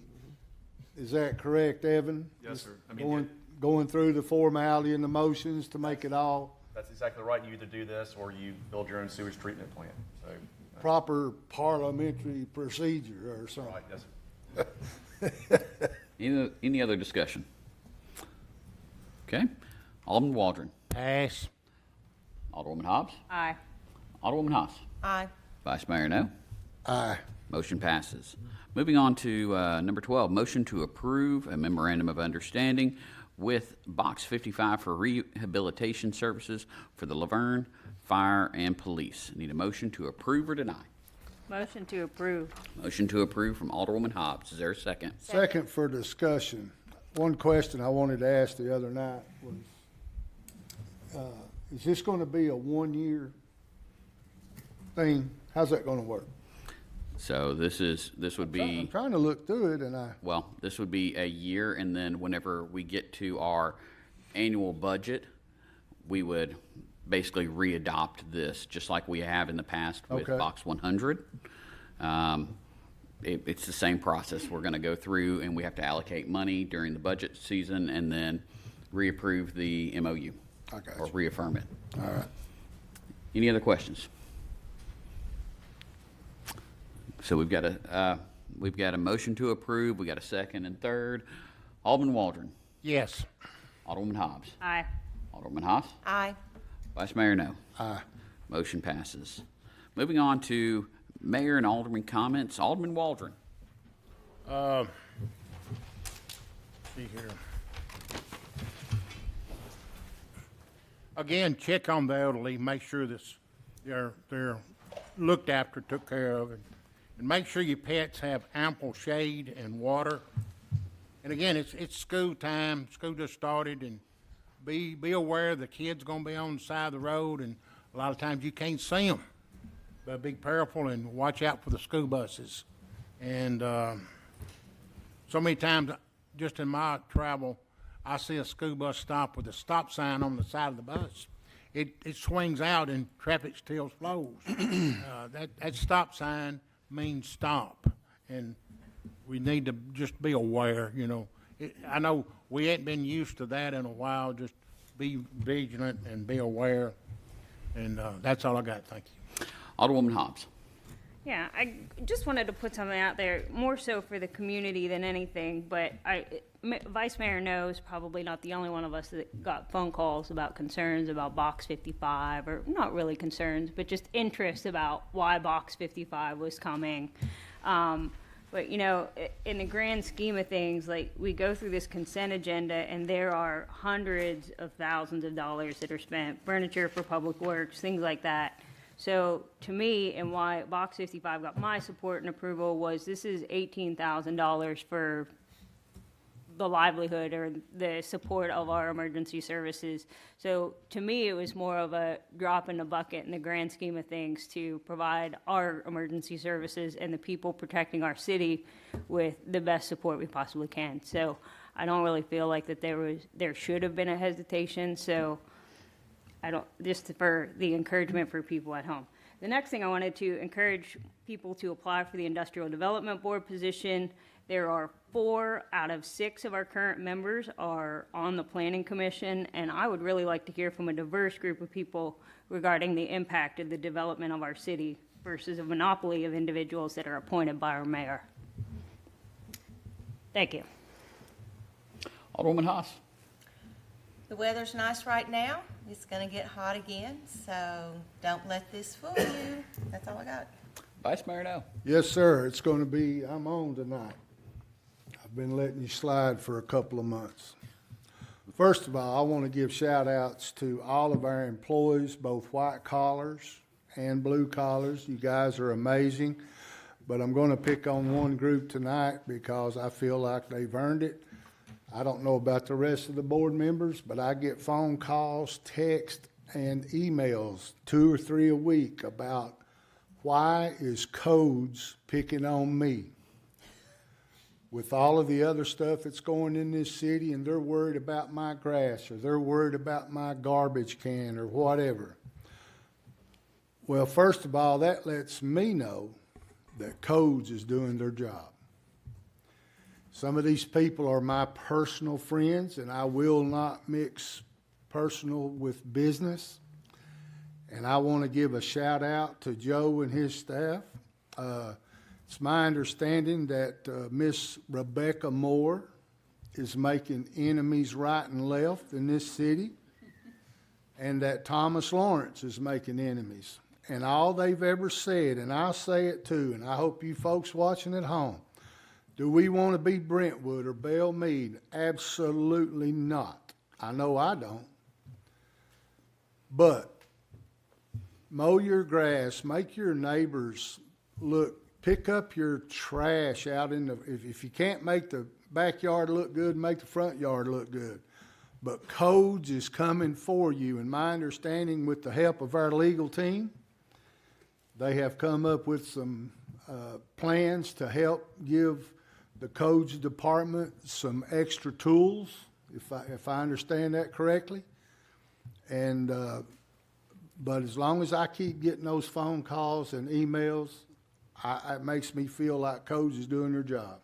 I know my house is not perfect, but at least I keep my grass cut, and I keep my junk hid.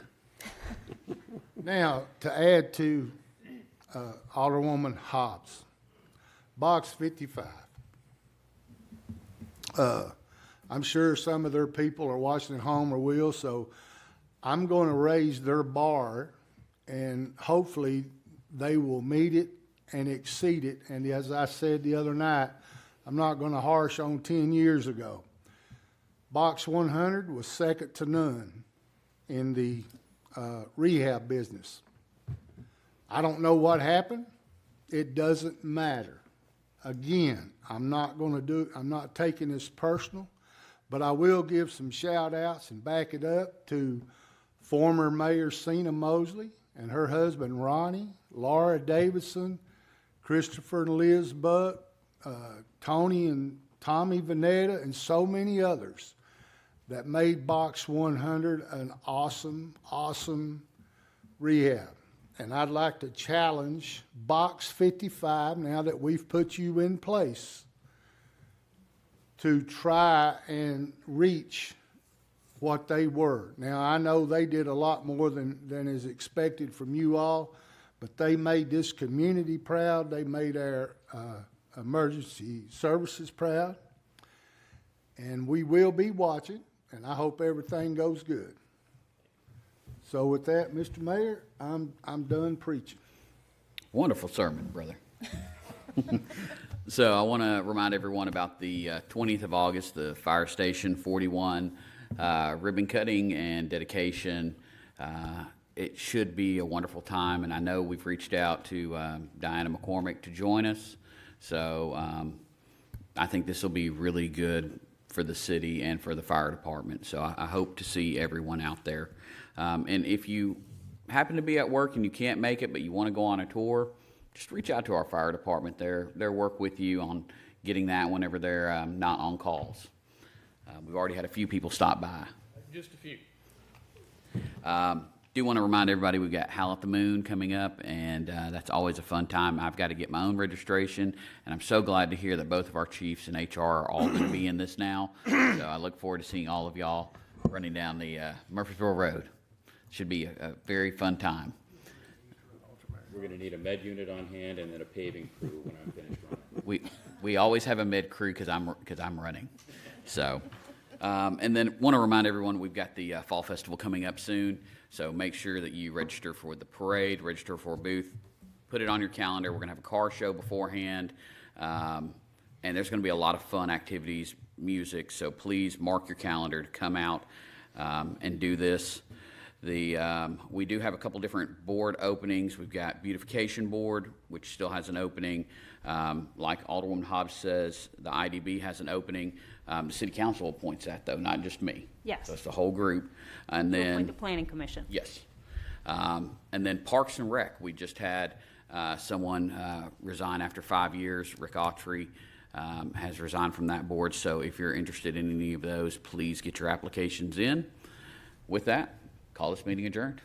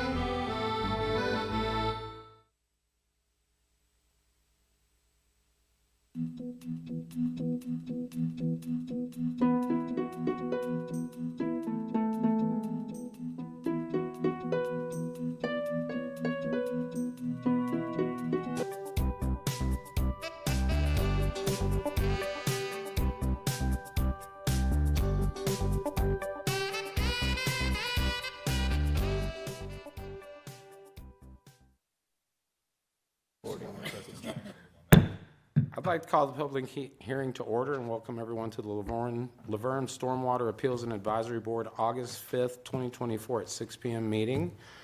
We do have a quorum. Our first item of business, adoption of the Stormwater Management Plan. Ms. Alex. So we are required by the state to have a full document that goes through all of the different programs that we're planning to implement in order to meet all of our permit requirements. And I guess, should I go through the presentation for that now? I think we have a few items before we go to the actual presentation. Well, this is the public hearing part, so Okay. this is just to see if anybody has. Okay, so if anybody has any comments or anything on what that plan is going to look like based on what they've seen, I think that the document is included in your packet, then this is a good time to say that now. Do we have any questions or comments? Nope, I don't. Currently, so we will entertain a motion to adopt the stormwater plan, management plan? I make a motion. Well, no, yeah, and I guess that probably should have been listed differently, but this would just be a motion to close the public hearing. Yeah. Thank you, sir. So this is a motion to close. Make a motion to adopt that. Motion to close. Close the public hearing.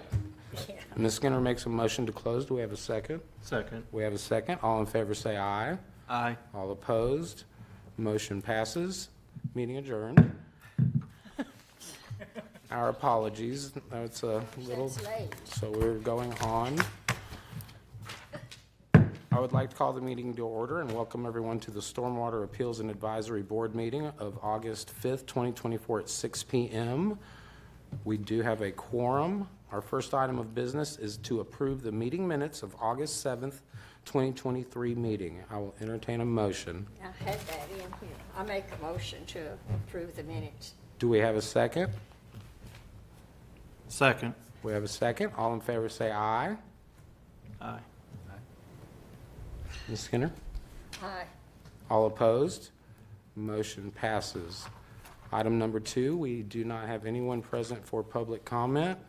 And item number 3, I will turn over to the city attorney, Mr. Cope. Thank you, Mr. Chairman. So item number 3 on our order of business is nomination and election of a chairman for a one-year term.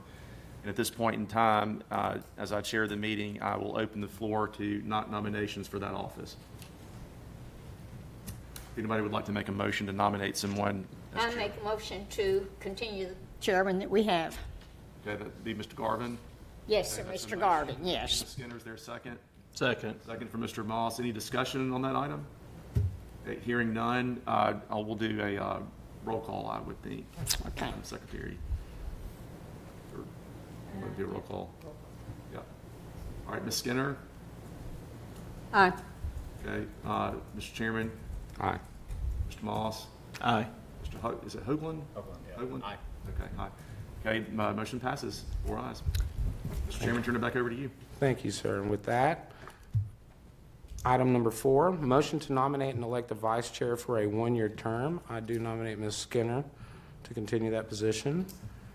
Do we have a second? Aye, second.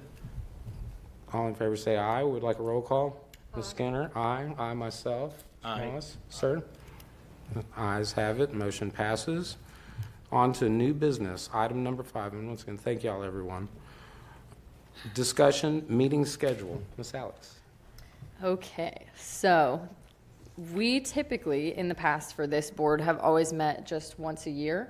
And we've had some changes come through with the, basically our stormwater management ordinance. And the biggest part of that is it's very clearly states the authority of the city engineer that they do not have the authority to issue a variance to our water quality buffer. So with that being stated so clearly in our new ordinance, it's a lot more likely that we would have some variances that come about that might need to be approved or denied.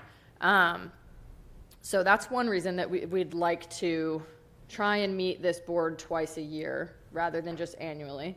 And the other reason is really that the state permit has really tried to push us to be more involved publicly with our stormwater program. So we'd like to give people, you all included, and the public a more opportunity to try and be involved in part of our program. So those are the two big reasons. And I just like to see everybody's faces. But yeah, that's my reasoning. So are you wanting to put a would that have to go through mayor and alderman to approve that? No, sir, it wouldn't. So If you wanted to set a meeting schedule, this board could do that. Okay. So I guess the question would be, would the motion, if we decided to go forward with it, because obviously we need to, things in the city growth and the rule changes are constant. Yeah. So it's probably not a horrible idea. Would the motion need to include? What you could do, if, Mr. Chairman, if you want to accept the recommendation, you could ask staff to propose dates for subsequent meetings, and you could, I guess, vote to meet twice a year, and then ask staff to assign those dates and to distribute those dates. Even though it's under a discussion item? Let's see, where is this? So should we ask staff to put something together? Yeah, it is just listed as discussion item. So, yeah. Okay. So I'm taking from the board that we do feel that you are correct. Okay. So if you want to put something together so that we can vote on it, Okay. I think that'd be I appropriate. think that Ms. would be Skinner, appropriate, so yes. everyone feel good about that? And then the due process, run it through legal, and we'll move forward. Got it. So And it would have to go before the board, the mayor and, okay. Maybe. Is it Ed? No, it doesn't have to. I mean, I think what would probably make sense is to coordinate with Bruce, since he's got the master calendar, and maybe come up with some dates, and then this board will have to meet again to set those dates. yes. Okay. Okay. Got it. Let's be diligent on answering our phone calls. All right. Thank you for the discussion on that item. Item number 6, discussion, stormwater management plan and annual report. Excellent. Ms. Alex, here we go. Yeah. Back to me. So I'm just, okay, so this is a pretty, I would say, comprehensive presentation that is going to talk about our stormwater management plan, which is a required document for the state that goes through each of our different programs. And it's also going to talk about our annual report, so what we did this year. I'll try to be entertaining. So just a little bit of an introduction about what our stormwater program, like how it started. We are covered under a small municipal separate storm sewer system permit from TDEC. So that's 4S is MS4. And this basically just allows us to discharge our stormwater into the creeks and streams in LaVergne, as long as we have developed a comprehensive program to try and reduce pollution of our stormwater as much as possible. And so the program that they want to see, or the different programs that they want to see, include public education and outreach, public involvement, illicit discharge detection and elimination, construction site runoff, post-construction maintenance, good housekeeping, and monitoring of our streams. So we have a different program for each of those things. And so as far as what we're required to report to the state, we have to do an annual report that covers all of the activities within those programs from July 1st to June 30th of that year. That's kind of our timeline. And we're required to create and share a stormwater management plan to our Stormwater Appeals and Advisory Board so that you guys can have some input on what that program looks like and if there's anything we could do better or that needs to be removed, things like that. So this presentation is going to go through each of those management measures and what the permit specifically requires us to do for each of those, how we plan to meet those different requirements through our stormwater management plan, and then how we worked this past year, to kind of meet those different goals. So there will be a lot of things, but hopefully they will be exciting. So the first one is our public education and outreach. The permit requirements are basically that we try to reach these 4 different learning objectives all over the city in different ways. So they want us to make sure that we're teaching people how stormwater can impact water quality, how people can best manage it on their own. Like if you're a homeowner or you're at a business, what things you can do best to try and take care of your water, how you can properly store things, and how you can report illicit discharge if you were to see it. So those are the big ones, and we have to teach those things to different groups of people. So the public, we need to meet each of these different items at least 3 times. So that could be 12 events if we don't try and go through it systematically and meet multiple learning objectives at one event. And that's just for the public. So we also need to do engineering and development community education, which means that we're not just going out to our a tabling event where you would go to Community Night Out or Old Timers Day Festival. We also want to actually target the people that are working in the city as well, not just homeowners. We also are required to do employee education, meaning that every employee of the city is supposed to be educated on how to report illicit discharge, how they can best do their job in relation to stormwater. So how do we plan to meet this? In the stormwater management plan, there is a really large chart that looks like this one that has probably close to 20 events listed in it for things that we plan to do in order to meet those different targets. The chart says when we plan to do it, what that event is, and a description of what we would be doing specifically at that event. And then it also says which of those learning targets we'll be hitting while we do it. So what things we're going to be prioritizing at that event. And it also says how we plan on reporting those numbers or the engagement that we made. So whether that's number of people or number of views, if it's a video or things like that. Yeah, so that's how we are planning to do that for just our education. Some of the different events that we've done this year, just as kind of a summary, we did a high school environmental science teaching where I got to go to the LaVergne High School and teach in front of their entire freshman class, basically, about this is what stormwater is, this is why it matters, this is what careers you can have. So that was fun. We also do our monthly stream cleanups where we try to talk about when we're in the water why you might be seeing higher rates of trash in different places, and how stormwater works in that regard.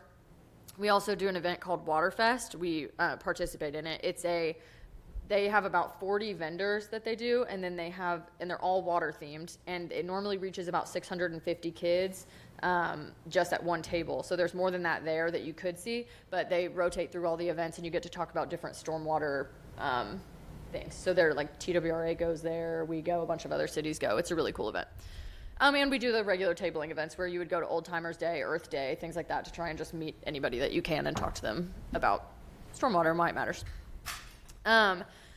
So our engineering and development community events, we did a presentation where we discussed our stormwater management ordinance with the different commercial developers and with engineers in the community so that they would know what we're expecting and that they're a little bit more educated on our new ordinances and what we're going to be looking for from them. And that presentation had a really large focus on the effects of biology in the water and how we affect the biology of the water. And it focused on our long-term maintenance agreements where we are expecting engineers to design maintenance plans in the long term for their stormwater, not just their things that they're doing right now. And we're planning to continue that maybe in a different format because this was an in-person class and we're thinking of maybe doing that virtually in the future just so that people can have it and then view it and then they don't have to come see our faces. And the next part is employee education, and this is really a work in progress. We've done employee education in the past, but we're trying to really revamp that to be more of a online learning module situation so that everybody would have to take it and we can say, okay, everybody in the city should know how to report illicit discharge to us if they see it. And we're working with the Cumberland River Compact to do that. They're designing the modules and they're going to do a lot of the filming, and I'll work with them to create something that's really comprehensive that hopefully everybody can get a lot out of. Okay, so the next part is public involvement and participation, which is overlaps a lot with our public education, but this is really more about how we can get FaceTime with the people in the city to try and improve our program. That's the main goal of public involvement. So we have a different set of learning targets. They're really similar to the other ones that we saw, is why they're not included here, but they're slightly different, where they want you to physically be involved with the people that you're trying to have be part of the program. So there's the public section of that, and then there's also commercial and development again, which is trying to work with contractors or people that are designing sites to try and make sure that that they also have some type of say in our program.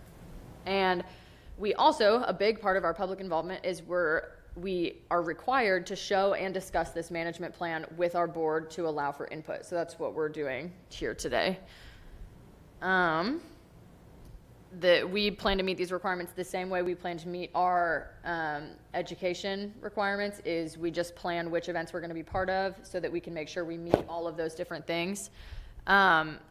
For public involvement, the way that we really have done it and plan to do it in the future is, one of our biggest things is having the Stormwater Appeals and Advisory Board.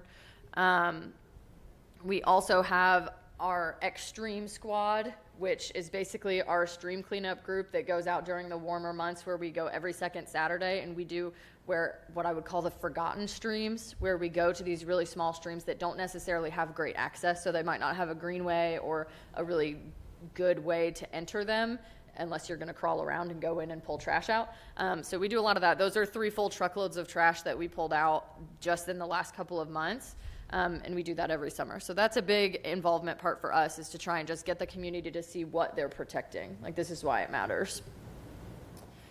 And as far as our commercial and development, the biggest thing that we do, I would say, for involvement of this group is our pre-construction meetings, where before a group is going to get a permit to build something, we have to sit down and have a meeting where we say, okay, this is how we expect this to look. We expect there to not be any sediment leaving the site. If we see this, this is when we'll stop work. This is when they're just setting the standard of what we need to see as far as a construction site in the city. And we also had the class that I talked about before with education, saying that we had people come and talk about our ordinance or listen to us talk about our ordinance, so that we can have them be part of the process as everything changes. Okay. Our next section, our third section, is the permit requirements for illicit discharge and detection and elimination. So basically what the permit requires is that we have a map that shows all stormwater inlets with the direction of flow in their receiving stream. So we have to say, this is an inlet and this is where it goes. And we need a tracking system for any reporting of illicit discharge. So if somebody calls and says, hey, Alex, somebody's dumping oil in this inlet, I need to have some way for me to say, hey, this is a spot we really need to watch. And then we also need to track any enforcement that we do on that. So everything needs to be written down to say, okay, this is what we did as soon as somebody reported to us that this was being dumped here. And we also need to include this illicit discharge reporting in our education efforts. So making sure that people know how they can call me, email me, they can report it online in our Civic, I think that's called Civic Plus, but where you can click on things to put all the complaints in. There's an illicit discharge section for that. So how do we plan to meet these requirements? So this is a little bit hard to see right here, but I tried to be inclusive of what all we're trying to show. So this is the direction of flow mapping. So each of those green dots is a stormwater inlet that we went out and individually took pictures and information on each of them to say, this is the exact location, this is the direction that the water's flowing. And it also has, we put conditions into it. So does it need repair? Is it operating the way it's supposed to? Things like that. But it also helps us to do our illicit discharge mapping, because we have, that's kind of hard to see up there, but there are white dots that are all over there, meaning this inlet is fine. This inlet doesn't look like it has any evidence of dumping. There's no oil. I don't see anything that looks like a problem. But a red spot means, this looks like there might be a problem here in the future. So we need to keep an eye on this as an illicit discharge hotspot. So if I don't physically see something being dumped there, something that might cause me to mark it as red is if it is a restaurant or a car lot, or something where they might be creating some type of waste and incidentally they might spill it. Just something to keep an eye on is what we're using this part of the mapping for. And this is also helping us with tracking. So it helps us to say, okay, if somebody were to report illicit discharge, we can say, oop, this changed to red, and we also have an Excel spreadsheet that lists out all of our enforcement things. So just a year in review, we had 15 reports of illicit discharge, and that includes city staff and the public calling in, and this doesn't include construction. So this is really just for somebody that saw dumping or something like that. Construction, we get a lot of complaints about that is something we handle in a different way. But all of these have been resolved or they're in the process of being repaired. And the most common things that we see are sewage malfunctions. So if somebody has a broken septic tank and there's sewage on the ground, that's a form of illicit discharge.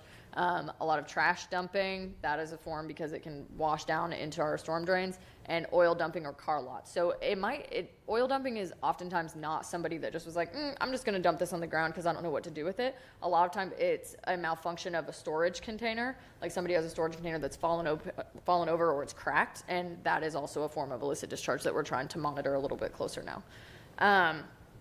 And the mapping of high-risk illicit discharge, it allows us to review the remediation plans the right way. So we can use that same example of somebody that may have spilled oil incidentally just from their lot.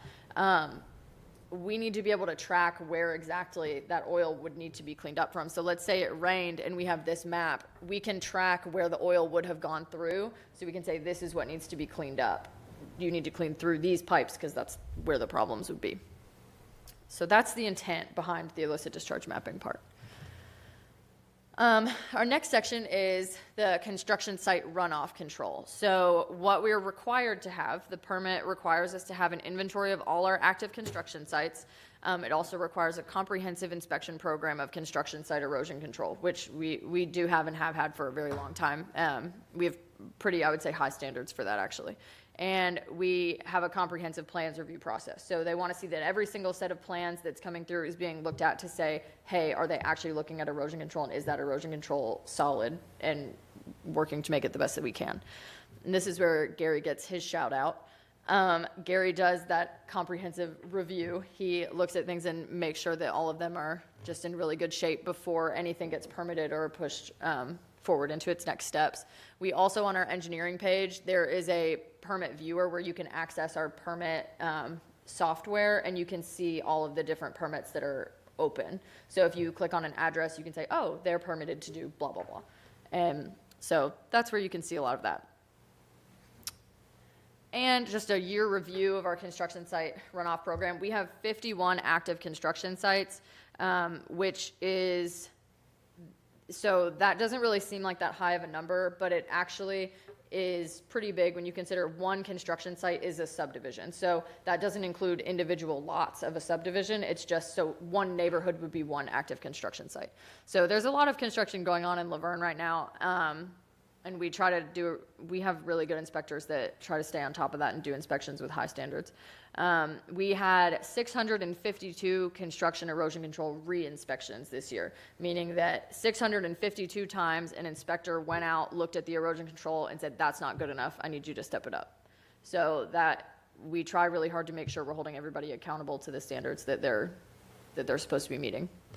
And all of our construction projects, nothing is permitted until they have that pre-construction meeting that we talked about, where we discuss our stormwater expectations in depth. So that's a big part of both of those different sections, where you talk about public involvement, but you also talk about construction site runoff, to try and bring the two together and make sure you're ending up having a solid program.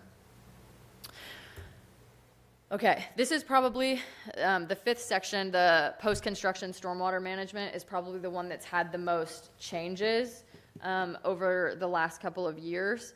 What we're required to have, we are required to have a water quality riparian buffer, meaning, and in the city of LaVergne, that's a 60-foot buffer. So from top of bank to 60 feet out, that cannot be disturbed. There's a few the rules for variances in there, but for the most part, that's the standard. We also need to have a complete inventory of stormwater control measures, which is ponds, ponds, if you had detention or retention, so ponds with water or ponds without water, if you had permeable pavement, anything like that, things that need to be maintained over time to make sure that they continue working, that they want a complete inventory of those things. And they want us to have within that inventory any enforcement of non-maintained SCM. So if you have a pond that's not taken care of, then that's we need to be tracking what we've done about that. So how do we plan to meet these requirements? So first, we have to generate an inventory. We have to look through the whole city from basically aerials is the easiest way to do it, or driving around when you see them. And we have to identify all of the different SCMs in the city, and then we have to conduct an inspection on it. So for each pond, we have to go out, conduct an inspection, and then send out a notification letter that says, hey, congratulations, you own this pond and you're responsible for taking care of it. And it either will say that it's compliant or non-compliant, so whether or not your pond still needs work. And then the next step is a lot of conversations with responsible parties, so the people that own the pond and also the people that they've hired to take care of the ponds. So chatting with them about this is what we expect, this is what we want to see going forward. So that first inspection that we did that I just talked about was really like a courtesy inspection. That was hey, just want to make sure we're all on the same page. Everybody here that we're reaching out to owns a pond, you're all responsible for it. And then we're planning to do re-inspections this October that say, okay, now we're getting into citation zones if you're really not taking care of it after we've given you like a 10-month warning, basically. And then if they still are not taking care of it, we'll move into enforcement action. So where are we at for this year's review? Like how far have we gotten? We've completed all the inspections, we've sent out the notification letters, and currently we're having a lot of conversations with responsible parties to try and get people moving in the right direction. So the next step is those re-inspections and then moving towards enforcement, which will be Now, is this also like considered ponds or detention, retention ponds and stuff like this? Yes, ma'am. And they're supposed to clean it up and keep it clean and, but if you try to find out who has it in certain subdivisions, nobody knows. Yeah, that has definitely been a challenge, is finding the person that is responsible for some of the ponds, and if there isn't a person, is figuring out how to get it handled and who you yeah, that's definitely been a struggle with this, but that's one of the things that we're working towards also. And is the next to me, there's trash and kids' chairs and stuff like that in there. Yep, they did get an inspection saying, yeah, you got to get the trash out of it. But so they'll get a re-inspection in October, and hopefully it's been cleaned up. And if it hasn't, then we move forward. Yeah, so that's the post-construction. The next one is good housekeeping. So good housekeeping, it basically means they want to make sure the city is doing the right thing as well. So our buildings, our ponds, everything we do needs to also be upkept to good standards. So it's doing employee training so that people know exactly what things they're expected to do, and then creating an operation and maintenance program for your buildings. And you're required to report to them which buildings have it, what your inspection sheet looks like, and things of that nature. So how we're planning to accomplish this, we currently have operation and maintenance inspections quarterly for our public works facility, our parks and recreation, and for City Hall. The eventual growth of this inspection program will hopefully include fire halls in the near future, but it doesn't currently. And then that employee education is still being created, but that will be for all employees to make sure that everybody knows what they're expected to do, and it'll be kind of be split into field and non-field so that people can know in their specific area what's the best thing that they can be looking forward to doing. In our year review, we actually started doing the Parks and Recreation and the City Hall operation and maintenance plans this year. We're trying to grow that program a lot to make sure we're keeping ourselves accountable as well. And we did complete our quarterly reviews, and any outstanding issues that we had have been either repaired or they're on the docket to be repaired in the near future. Okay, and this is the last one, the permit requires us to do stream monitoring, and there's 3 different types that they require us to do. They require E. coli testing to make sure that there's no pathogens in the water, or there's an acceptable level of pathogens. We do visual stream assessments, which is if you have a stream that's listed as impaired, it means that you walk that entire section of stream to see what things can be improved. So if you have really bad erosion, if you have an outfall that looks like it might have pollution coming from it, if you have what they call like a fish barrier, like if things have lifted too high and the fish can't move through it, that can be a sign of issues. So just it helps to build a good plan for what you want to do to improve that section of stream. And we also are required to do benthic macroinvertebrate sampling, which basically, a side note, what are benthic macroinvertebrates? This is my biology side note. I know a lot of you have seen this picture a lot of times, but I'm going to do it again. So in an ideal perfect world, when we're doing this testing, we would have every single one of these organisms. We would have a really diverse group. We'd even it seems weird, but you would even have a couple of leeches, or you would have a lot of crayfish or something. You just would have an even spread of everything. But as soon as we have water that gets a little bit polluted, we start to lose this section of pollution-sensitive organisms. So you lose your river mussels, you lose the water pennies, and then you get a little bit more pollution, and you start to lose your crayfish and your dragonfly larvae. You don't see any of that anymore. So the only things that you're really seeing are things like scuds or aquatic worms, which feel like really, I would say, gross organisms, but they're not. They just have different adaptations to live in gross water, so we get a lot of them. So the dream, when you do this benthic macroinvertebrate testing, is you take a net in the water and you go scoop, scoop, scoop, and you get a really wide variety of organisms. So that's what we're really hoping for. This is a neat thing. For our testing that we did 5 years ago, they found a water penny, which is under the pollution sensitive, which I think really pushed us over the edge in getting that stream delisted as impaired. Because that we don't have to do as much monitoring on that stream anymore, because they were like, well, the water must be decent because we're getting some of these pollution sensitive organisms.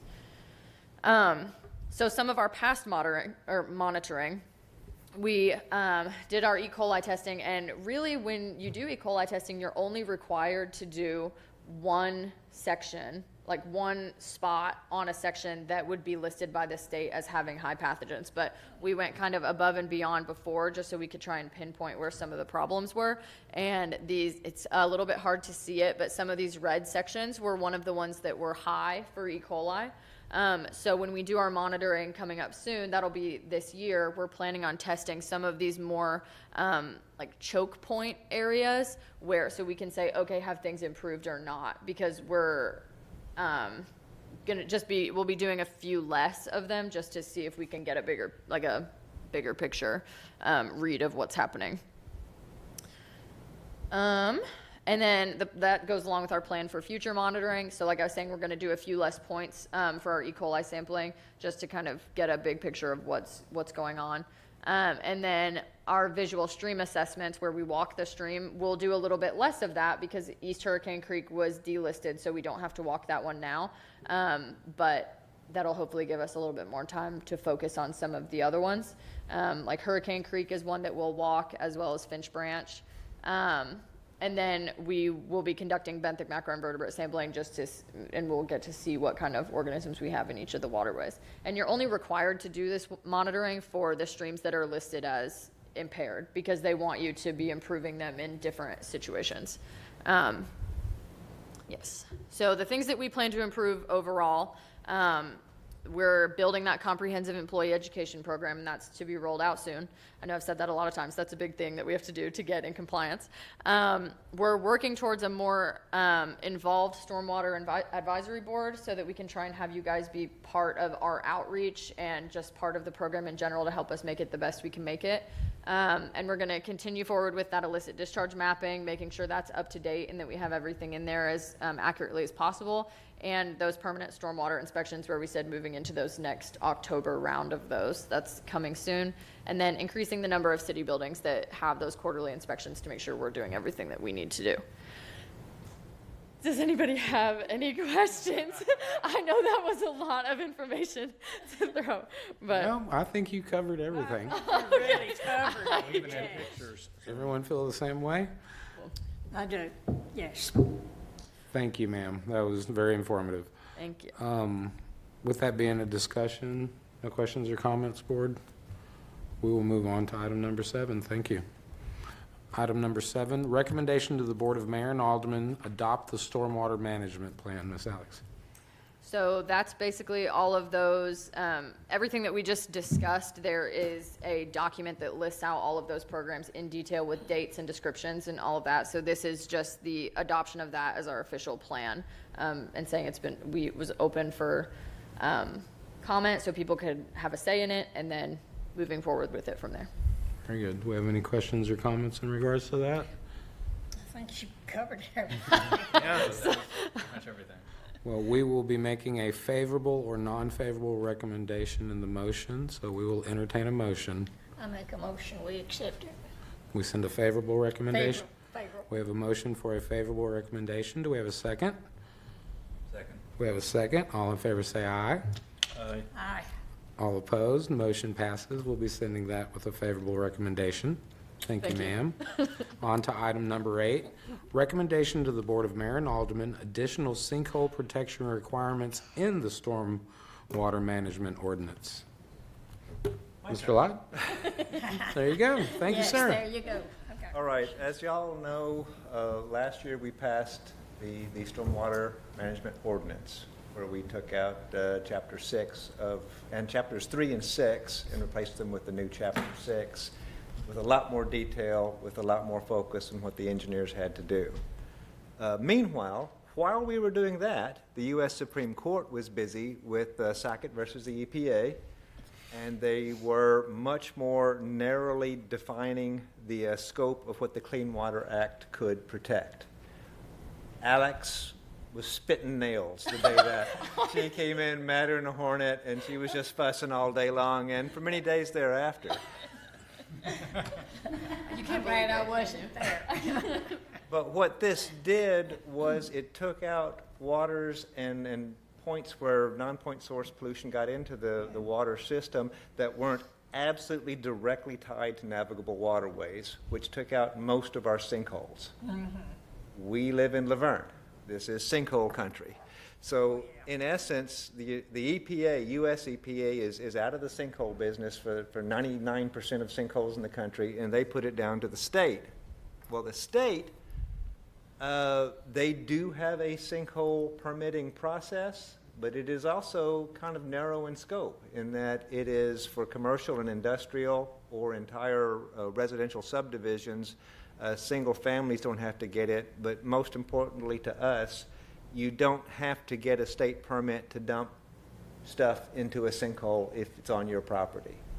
And that has been an issue in the city of LaVergne.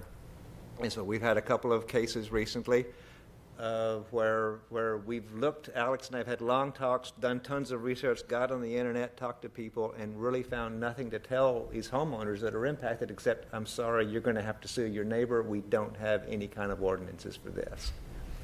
So we'll go real quick. I'm an engineer, so I got to go back to ground zero and talk about what is a sinkhole. Come to my house and I'll show you. Come to anybody's house in LaVergne and show you. But this one is right off of Stones River Road, right. Between Murfreesboro Road and the railroad tracks. Yep. And you can see it is underneath Stones River Road. Mm. That sucker continues to grow. We're treating that one as a city project right now. But that's the kind of thing we have where it could impact public facilities. And the way a sinkhole is formed, let's see if I can, no, oh, here I am, good. I broke the laser, by the way, so we'll have to get a new laser for the next planning commission meeting. Around here, we're on top of dolomite limestone. It's about 4 foot deep, and the top layer of that limestone, it's like a fracture zone. It looks like you took a hammer on a bunch of sheets of glass and tapped it, so there's broken things, and the water travels through those cracks.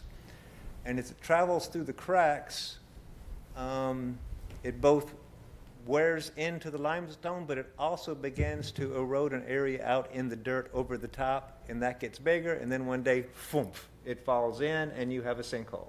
It is sudden. This happens out of nowhere. I mean, luckily, up in Clarksville, down in Florida, where the rock is 25, 30, 40 foot down, those sinkholes eat your house. At least we don't have that here. But and then you have a throat in the sinkhole, and the water flows into there, into the underground, and then through the underground system. the key thing to remember is that sinkholes are caused by flowing water, okay, not standing water. So the flowing of the water is what's really important.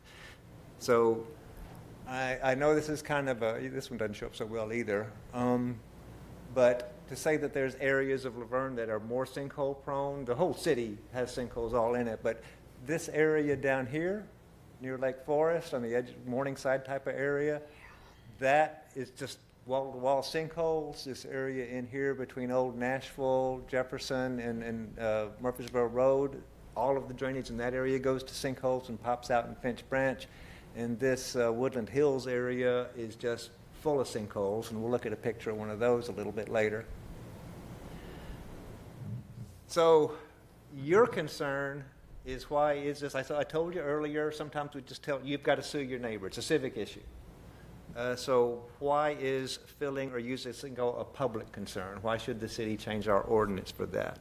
And I'm going to give you 4 examples, 2 of which have happened in the last couple of years, and 2 happen everywhere all the time. So here's our sinkhole we just had.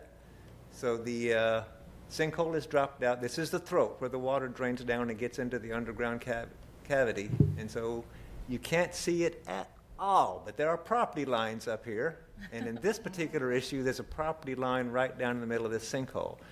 This is something we're involved in right now. It's over near Jefferson Pike, and one of the neighbors has looked at that and said, I want a nicer side yard. So they filled it in.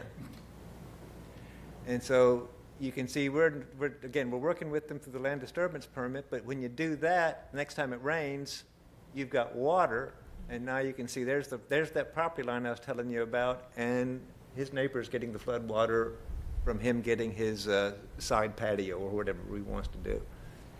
So that is one place where messing with the sinkhole or filling a sinkhole crosses property lines and gets multiple neighbors involved. Here's example number 2. This is an example that happened in an industrial area out Jefferson Pike near Smyrna. This is completely owned by one landowner. It was back behind his buildings. He decided to go back there. We could not stop him because he owned the sinkhole, and he did this. So as you can imagine, it rains, this happens. And it goes over property lines on both sides, particularly to the east towards Smyrna. It gets up and drains through a neighbor's property and on out to the street. And so again, multiple landowners are affected by one landowner filling their sinkhole. Now, example number 3, sinkholes, again, they work through underground channels, and if the water builds up, they can get pressurized, and they are tied, particularly to Finch Branch, in a big way. And so you've got this sinkhole here, and what do we do when we have sinkholes in the state of Tennessee? We put our garbage in it. Okay, so, and then it rains, and this gets pressurized, it pumps, and it gets this garbage into our stream. And Alex was just talking about how East Hurricane Crate being delisted saves the city money every 5 years. If it gets listed again, it starts costing us money every 5 years. So these are the things that increase the pollution in our streams and increase our levels of state mandated testing. And the last one is, and this, I'll show you a picture of this, but the water flows on through and it's heading on down to Percy Priest Lake or wherever it's going. And it's working just fine. Water flows through the croak, it goes down, but then somebody fills it in, that filling comes in, and it blocks. So the water builds up, it gets pressurized, and it's got to find a new route. And it can do this, it goes back up into the fracture zone, and when you have water moving up here again, you get a new sinkhole. Except this one's in a random location, you don't know where it's going to happen, and they tend to happen like this. This is Woodland Hills. And see this big patch area? Woodland Hills, like I said, I'm going to back up a second, it was an area chock full of sinkholes. And as they built the subdivision, they filled a whole bunch of them in. So the road dropped out. This is Woodland Hills Road, and it dropped out right here. This is a big patch where the city had to go in and repair it. So what they do, they repaired that one. The water was able to get past that point.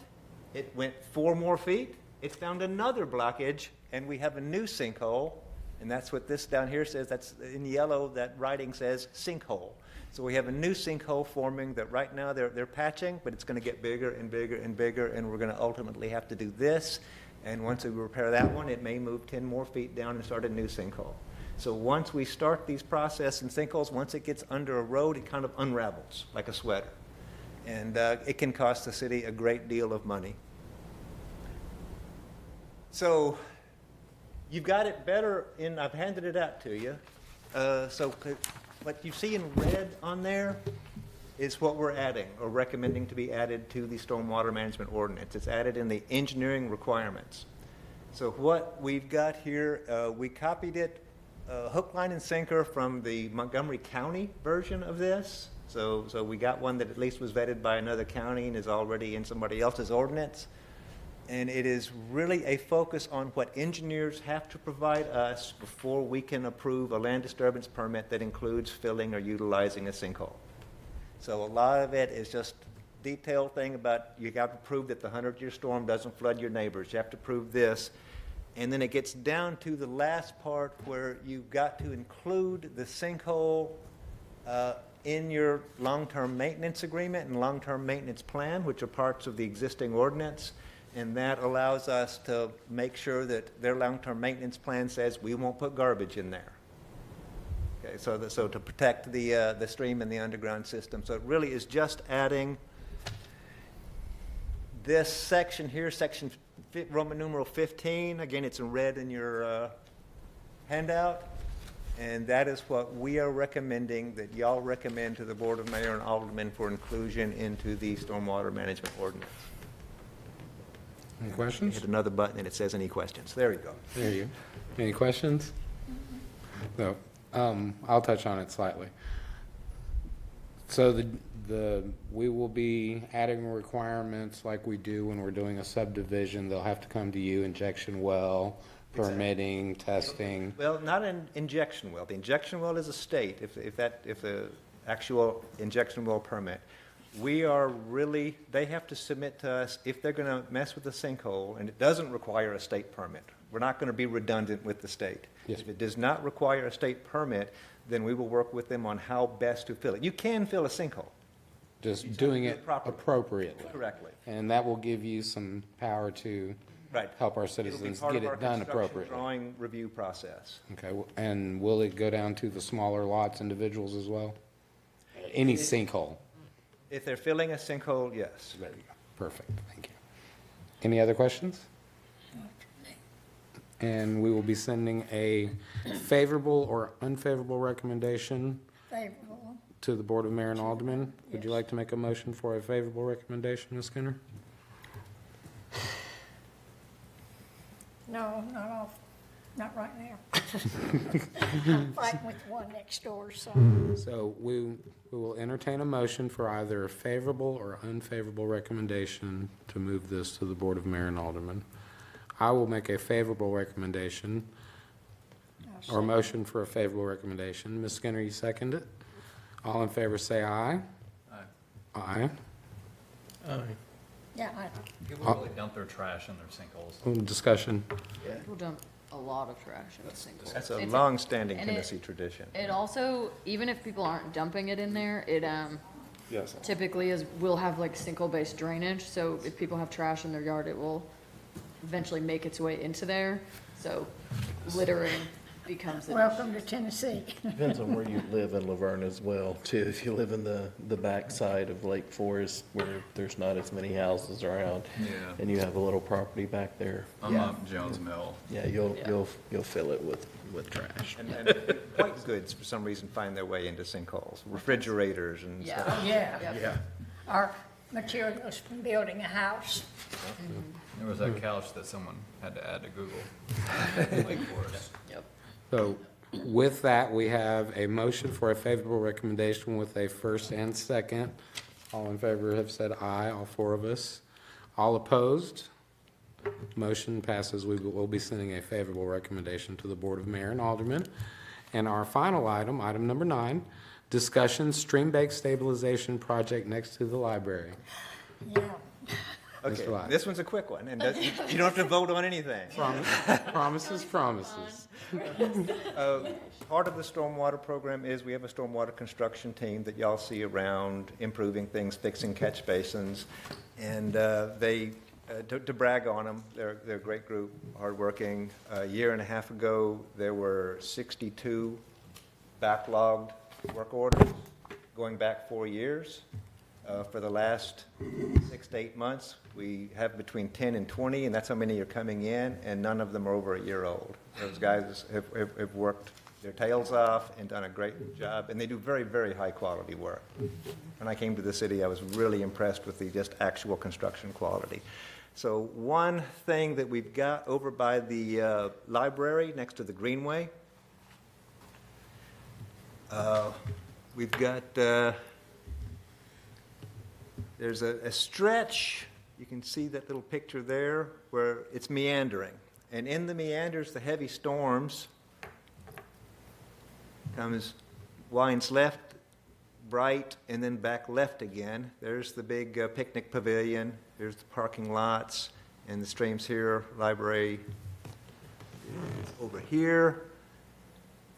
There's a picnic pavilion, that's a multi-use facility, pardon me. And the library's over here. And where it makes this left turn, it's beginning to erode, and it's eroding towards the Greenway, and the Greenway is in jeopardy. So this is just showing you engineering drawings, just to show you we're doing them, because we have to submit it to the state. That's really boring stuff. We won't get into details. More of the stuff we're going to get submitted to the state. We got to show them cross-sections and exactly where the cross-sections are. All right.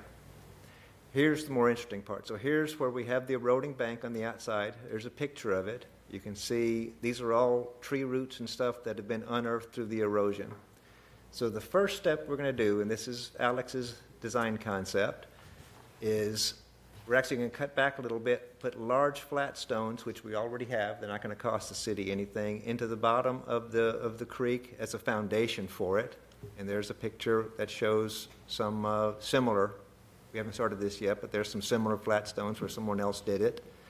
Then on top of that, we're going to lay geotextile, a fabric down, put dirt on it, fold it over like a pillow, then put more and work our way up the bank so that we have a sloped back, natural-looking bank. And you can see a picture where somebody's done that precise thing. So we're not trying to reinvent a wheel here, going with things that have been proven successful in the past. And then, Alex's favorite part, we're going to add willow sprigs and native vegetation that are going to grow in, put the stream cover, the canopy back over the stream so that we can control the temperature of the water and not have any problems with biological oxygen demand. And there's a couple of pictures. There's people plugging in those willow sprigs and what one looks like right after. But it'll eventually grow back in to a nice canopied section right there next to the picnic pavilion and be a nice place for people to hang out and protect the greenway. And that's it. Very good. We're excited about it because when you have erosion like that, you get a lot of sediment in the water during those heavy rains. So if we can lay it back and make sure it's stable for a very long time after this, we'll get a lot better water quality in that section. Actually, if you look at this picture right here, it's brown. Yeah. So And that was probably 24 hours after a big rain. So it still is a little bit, you just see like long effects from it when you have it be that eroded on the sides. So we're gonna fix it. We appreciate that. But it was still flooding back there at times. But I think sometimes the water gets high. I don't know how often it leaves the banks over there, but this will mainly be something for quality rather than for quantity. But it should be something that'll be nice. Right. Yeah, we're not going to constrict the flow any by doing this. So we're not going to make anything worse. Yeah. But it is, as Alex said, it's a quality issue that we're working on here. Very good. And that is the end of the agenda as written. Do you have any questions or comments from the board? No. No, we look. Good. Very nice. Well, thank y'all. Excellent presentation. Yes. And thank you, everyone. Meeting adjourned.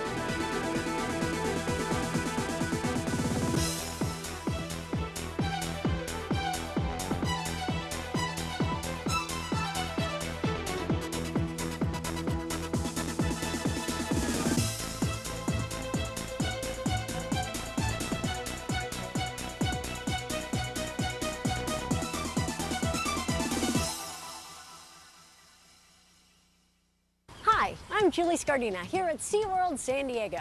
Are you ready to get up close and personal glimpses into incredible rescue attempts, a behind-the-scenes look at phenomenal rehabilitation efforts, and witness spectacular animal releases?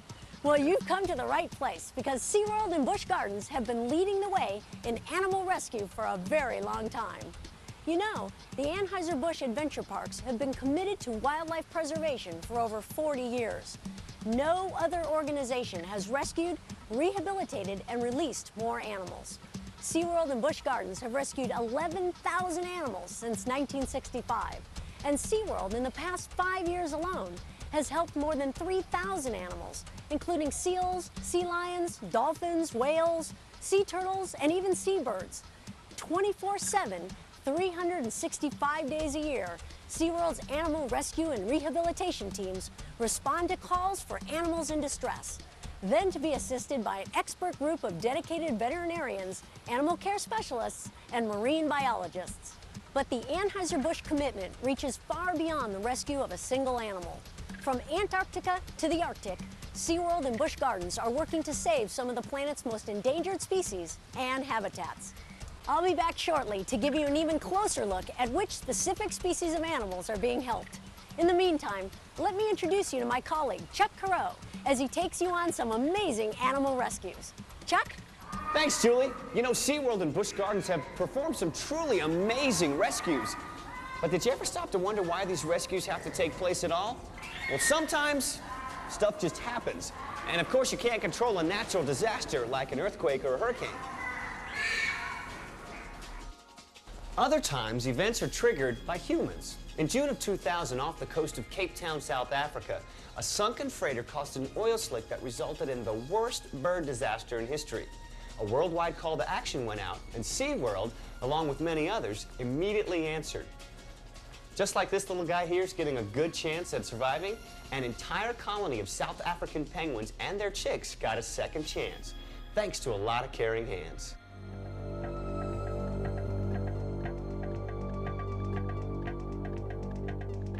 It comes as a surprise to many people to hear that South Africa is home to penguins. These seabirds are a permanent fixture along the southern coast. However, June 23, 2000 marked a fateful day for the penguins when the bulk carrier ship, the Treasure, sank off the coast of Cape Town. About 400 tons of oil spilled from the ship and began washing onto Robben Island, home to nearly 20,000 African penguins. Soon after, shifting weather patterns pushed oil towards Dasson Island, where 56,000 African penguin adults and chicks live. With worldwide numbers totaling only 150,000 birds, this spill threatened almost half of the entire African penguin population. Jay Holcomb, Director of International Bird Rescue and Research Center and on-site manager of the International Fund for Animal Welfare, intimately knows what it takes to pull off a rescue attempt of this magnitude. He discusses what zoological parks and staff bring to a rescue such as this. To manage this many birds takes a lot of supervision. The volunteers are wonderful. They come in hordes. We have 700, 800, 900 a day to come in, but they all have to be supervised. So what we've done is brought in people from zoos, aquariums, wildlife rehabilitation facilities from around the world that we put under our management system that we've created, and they help us manage the volunteers. These guys just... With a rescue that totaled over 23,000 oiled birds, people from around the world pulled together to save the penguins. The South African military and thousands of volunteers with varied backgrounds, education, and experience offered whatever time and service could be utilized. With numbers totaling over 40,000 volunteers, the Red Cross set up its own rescue center within a rescue center just to tend to the humans. Once the penguins arrived at the Sand Cobb Salt River facility, people were propelled into action. Dry pools were set up to keep the frightened penguins contained. As quickly as possible, the penguins were fed and hydrated. SeaWorld aviculturist Alex Ware headed up this part of the rescue process. Right now we're doing a mixture of force feeding, offered hand feeding for the ones that are starting to get an idea of how to do it, and my team is currently going through and tube feeding some electrolytes to keep the birds going because dehydration is becoming a big issue. Some of these people are whatever it takes, you know. I mean, they're shoveling dirt, they're scrubbing buckets, Everyone wants to help out in any way possible, and after a few days, you try to find something that's a little less physical, because these little penguins, they're extremely strong animals, and even skilled handlers like myself, I'm sporting wounds and scratches and beauty marks, and I'm a careful penguin handler, and it's happening to me, but they keep coming back, and it's amazing. As quickly as possible after the penguins arrived, they were sent for a washing. Unfortunately, this is a very slow and tedious process, requiring a minimum of 2 people for each bird and almost an hour of time. Then the birds were rinsed and dried, but not yet ready to be returned to the wild for 2 primary reasons. It takes 4 or 5 days for the penguins to regain their natural oils after washing, and the spill was still a danger zone. So the Sand Cob facility became a holding facility as well, and the penguins required special care. They needed crushed shell to keep their feet clean, food, and of course, water. What a difference in energy once these birds could swim.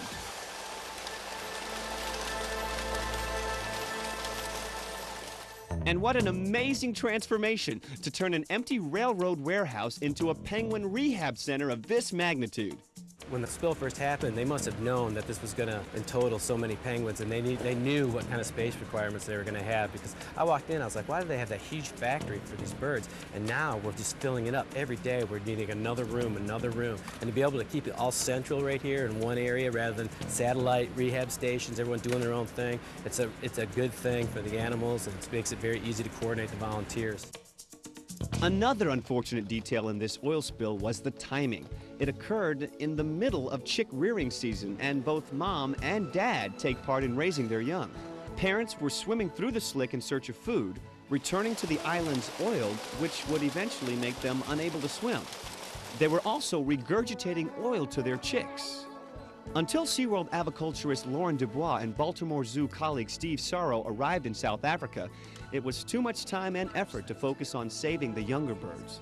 Basically what we're trying to do here is most of these birds have just come off the nest, and we're trying to get them to eat. What we're doing is once a day we're coming in and we're doing a force feeding, which is basically picking the bird up, making sure he gets 2 to 3 fish, and then in the afternoon we'll come in and we'll sit in the pens as the birds are getting used to us and try and offer them fish and give them sort of a hand feeding or free feeding. Once they eat on their own and we know that they have a good weight, then we'll go ahead and look at a time when we can release them. Over 500 chicks were eventually returned to Dassin and Robben Islands, prepared to grow into vital adult penguins, helping to preserve their species. Upon her return, Lauren put it all into perspective. My experience in South Africa pretty much changed the way that I take care of animals and anytime I see animals. It was a very stressful situation coming into seeing many animals that had been injured by a man-made disaster, and being able to help take care of those animals and see those animals released and be healthy animals was a tremendous feeling of satisfaction to know that something that I did helped these animals to go back into the wild. Lauren is an integral part of SeaWorld's new Oiled Wildlife Care Center, which opened its doors in July 2000. The Oiled Wildlife Care Center is set up to do everything for an animal during an oil spill, and that includes the intake procedures, evaluating the animal, washing the animal, whether it's a mammal or a bird, and also care for the animals and support before the animal would be able to be released. 23,000 oiled birds made the South African oil spill the worst bird disaster in history. But with the dedication and skillful help of so many people from around the world, the worst bird disaster in history ended up to be the most successful rescue attempt to date. Of course, a rescue is always about the animals, but somewhere along the line, it can't help but be about the people as well.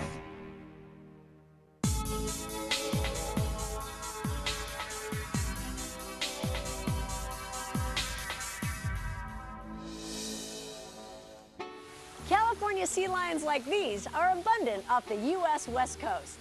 That's not the case for another pinniped, the very endangered Hawaiian monk seal. Recently, an unusual form of blindness swept through Hawaiian monk seal colonies, putting their already dwindling population in even further jeopardy.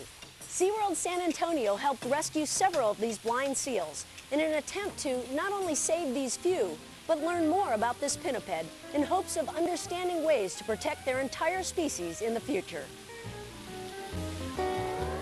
It's an amazing thing. The Florida manatee has a legendary history dating way back before Christopher Columbus. Now, often the source of mistaken identity, this gentle giant has been called everything from a monster to a goddess. Well, whatever label you choose, there's one manatee that can be called just plain lucky. Now, don't mistake him for a reindeer or for a meteor. This is the story of Comet, the Florida manatee that ventured back to Florida by way of Ohio. Ohio. Slow and gentle, manatees capture the hearts of all that see them. However, seeing them can be somewhat difficult as they come to the surface to breathe. And it's their slowness that may actually increase their chances of being injured by boat collisions, one of several factors that threaten this endangered species today. Manatees and their relatives are found in oceans, bays, and rivers all over the world, although we're looking specifically at the West Indian manatee, which is found throughout the Caribbean and Florida. Manatees are mammals that are completely vegetarian, eating primarily seagrass. But don't let that fool you. They can weigh up to 3,000 pounds. Unless they are mother and calf, manatees typically live a solitary life, although in winter they may migrate with groups in search of warmer waters. The story of Comet starts in January of 1998 in Fernandina Beach, Florida, where he was found with his mother, who had been hit by a boat. SeaWorld's animal rescue team responded to the distress call to find a very injured mother and her year-and-a-half-old calf who was still nursing. The mother, named Mercury, sustained many large wounds on her right side, and SeaWorld vets discovered that she had several broken ribs that were causing a severe infection.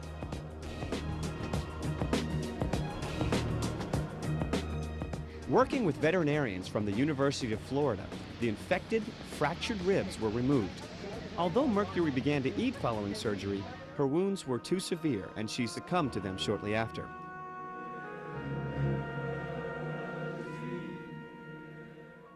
The focus then shifted to doing everything possible to save her nursing baby, now known as Comet. Comet received around-the-clock attention and thrived under SeaWorld's care.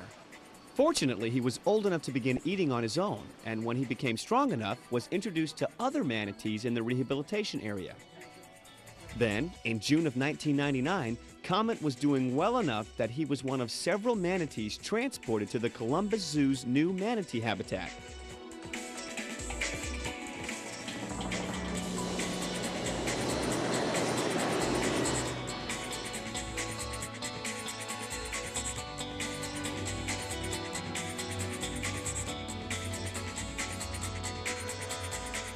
How about that? Manatees in Ohio. Doug Wormeltz, Assistant Director of Living Collections at the Columbus Zoo, explains why this is important. It's important for people in Columbus and Central Ohio in the Midwest to know about manatees. We use Florida as a vacation spot, and our lifestyles directly impact the survival of these animals, and we need to learn to be responsible, make a choice, and learn how to live with wildlife. After more than a year of helping to educate guests in Ohio, it was time for Comet to come home. In a collaborative effort between SeaWorld, the Columbus Zoo, and government agencies, a transport and release strategy was designed and executed.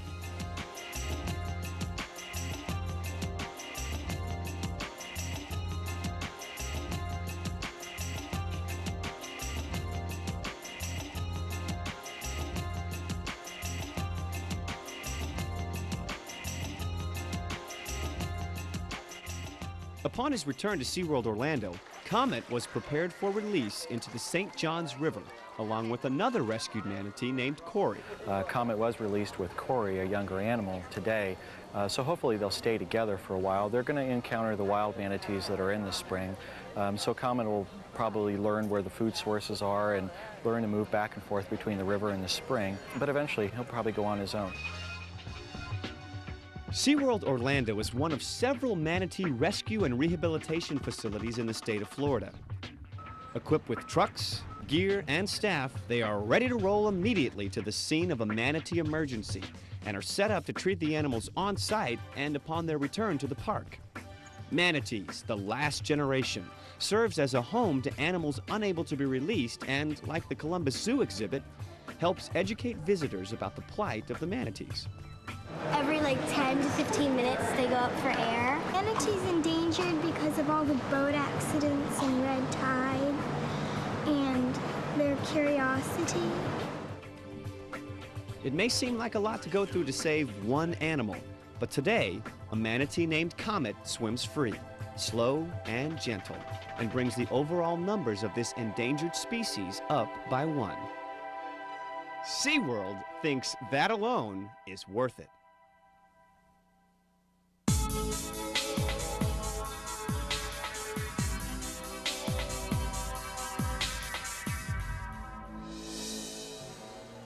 There's almost no problem that can't be solved with good old-fashioned ingenuity.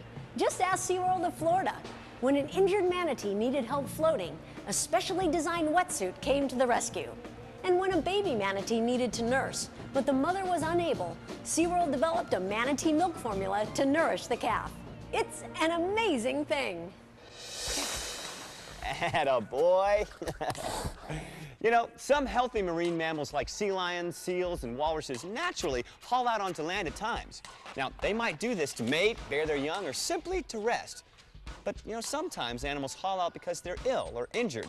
In this case, an animal is considered stranded. That means it's helpless and unable to survive under the present conditions. Animals become stranded, well, for many reasons, ranging from disease, toxins, injuries, parasites, entanglement, oil spills, and believe it or not, weather events such as El Nino. Although the cause of El Nino remains a mystery, it's an ocean event that has far-reaching effects.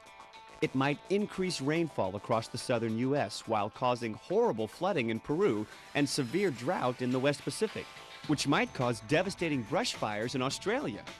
Meaning the little boy, or Christ child in Spanish, El Nino got its name since it often arrives around Christmas. During an El Nino, there's a change in normal trade wind strength in the central and western Pacific, which impacts surface water temperatures off the coast of South America. As water temperatures rise, the warmer waters aren't as nutrient-rich as the normal colder waters, and this starts an adverse reaction that moves all the way up the food chain. A lack of nutrients causes some vital plants and animals to die, while others can't survive and thrive in warmer waters, forcing animals that depend on them for their own survival to starve.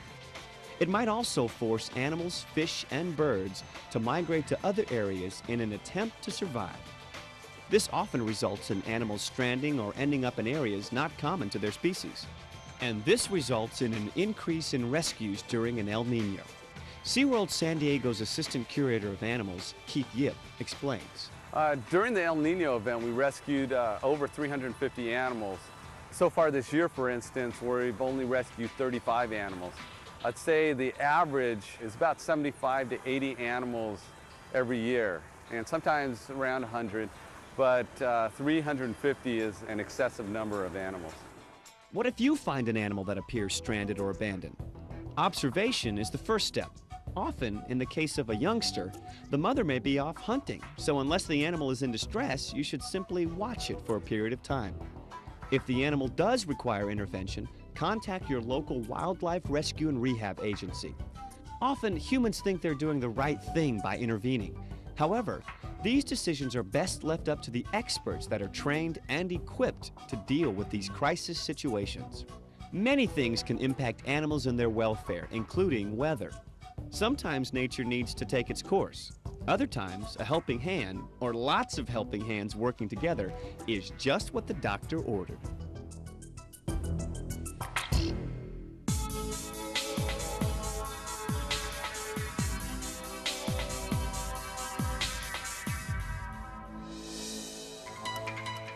SeaWorld California is the first and only zoological park in the world to successfully breed emperor penguins outside of Antarctica. Researchers at Hub SeaWorld Research Institute in California work best in noisy conditions. They studied penguin vocalizations in both Antarctica and at SeaWorld to determine, of all things, gender. Prior to the studies, only the penguins knew who the boys and girls were. Now, we do too.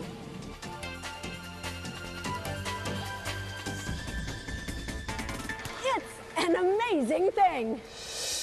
Sometimes things happen in nature for reasons no one understands, and human intervention becomes a crucial factor in the survival of an animal. This is the story of Callie, the giraffe, that with the help of Busch Gardens caretakers, veterinarians, and designers, stood just a little bit taller and a whole lot steadier on her feet. There's no question that Busch Gardens Tampa is a fun and exciting theme park. But did you know that what looks like a cool place to see animals is serving a major worldwide function? Several animals housed at Busch Gardens and SeaWorld are actually part of breeding programs, which help ensure the overall survival of threatened and endangered species. Every day, guests at the park can get a glimpse of the newest additions to the Busch Gardens family by stopping by the nursery. Not all animals in the nursery are endangered or threatened. Sometimes, for various reasons found in nature, the mother is unable or unwilling to care for her offspring, or the baby may be sick or needs special care. This was the case with Callie the giraffe. Callie, a reticulated giraffe, was born prematurely at Busch Gardens Tampa. Normally, giraffes can get up and walk on their own within minutes after birth. Callie, however, was just too weak to support herself. Weighing just 75 pounds at birth, she needed round-the-clock nursing care for the first 5 days. She was then able to stand up, but her forelegs needed support. Busch Gardens veterinarian Dr. Noah Abumadi determined that Callie's legs could be supported with braces, which would allow her to walk and strengthen her weak legs and joints. Shriners Hospital for Crippled Children was called to assist in the evaluation and design of the braces. A little extra support was just what Callie needed to boost her confidence. With her newfound stability, she was able to be walked and exercised, growing more sturdy as each day passed. Eventually, she was strong enough to walk and run on her own, where she joined the other Busch Gardens giraffes on the open veldt. Not only are breeding programs important as a way of increasing population numbers of a species, but also genetic diversity. SeaWorld aviculturist Rob Yorty explains. When you're actually thinking about possibly releasing an animal, you don't want any latent genetic problems in their traits that could come out when the animal's actually released out in the wild and reproduces. So by this way of having a very large number of animals, we can keep track of all their genetics and make sure we don't have any weaker individuals, so to speak, that may be part of a reintroduction program. Zoological parks provide fun and entertainment, no doubt. But look below the surface and you'll discover dedicated people devoted to conserving and preserving animal welfare, diversity, and population. Global concern on a local level.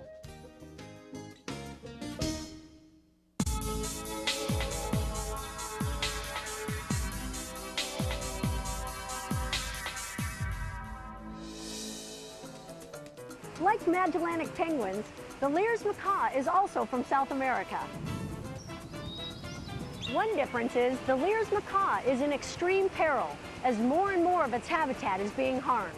Busch Gardens supports efforts to protect this beautiful bird and its food source and has sent researchers to study its behavioral patterns and monitor nest sites in order to gain insight into how the Lear's macaw can survive. In addition, Busch Gardens is the only zoological park in the world to have successfully bred the Lear's macaw. It's an amazing thing. Rescuing a marine mammal like a seal or a sea lion is hard work. But can you imagine what it's like rescuing an animal the size of a gray whale? Well, size is only one thing that makes this next story the most amazing animal rescue of all. It was a fateful day in January 1997 when an abandoned gray whale beached herself near Marina del Rey, California. The whale was only a few days old when she was rescued and brought to SeaWorld San Diego. Only 14 feet long and 1,500 pounds, the little whale was found to be dehydrated and almost comatose. She was so weak that animal care team members had to hold her upright in the water and swim her around the medical pool. The outlook was not good. Dr. Jim McBain gave the grim findings. Well, the animal is in pretty weak condition. It's dehydrated. It's very short on energy resources, energy supplies. It's very thin. The prognosis for full recovery is no better than poor at this point.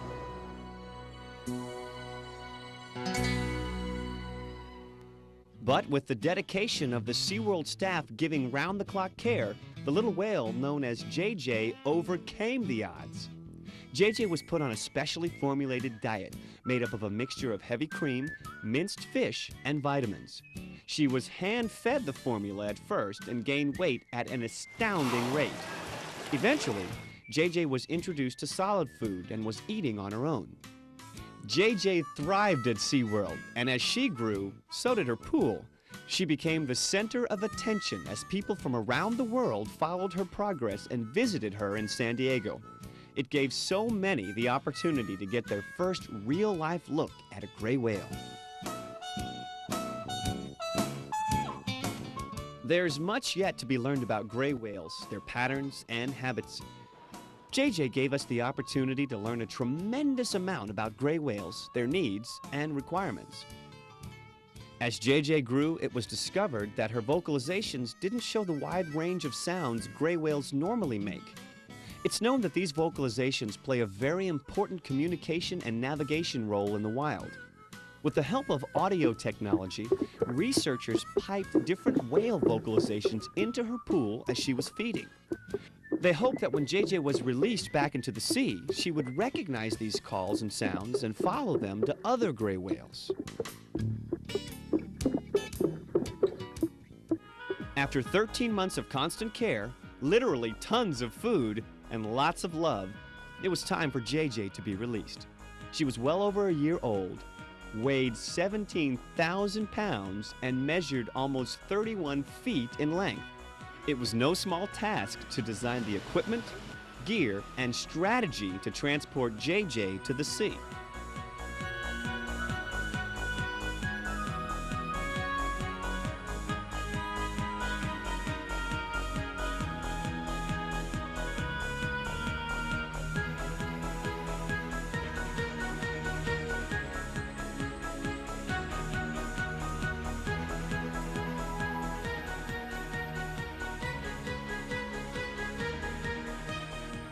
On March 31st, 1998, in a bittersweet mixture of laughter and tears, JJ was released. After only a few days, she scraped off her tracking devices, so there was no way to follow her. She was released as the gray whales were making their way north to the colder Arctic waters. Hopefully, after learning their sounds, being taught to eat, and thriving so well at the park, she connected with the other whales and has been making the annual migration with them ever since. The story of JJ is truly one of the most incredible rescue and rehab stories in which SeaWorld and the world has been involved. The story of a little whale that taught us more than we could imagine, that taught us to believe in miracles. The story of a little whale that will leave her footprint on our hearts forever.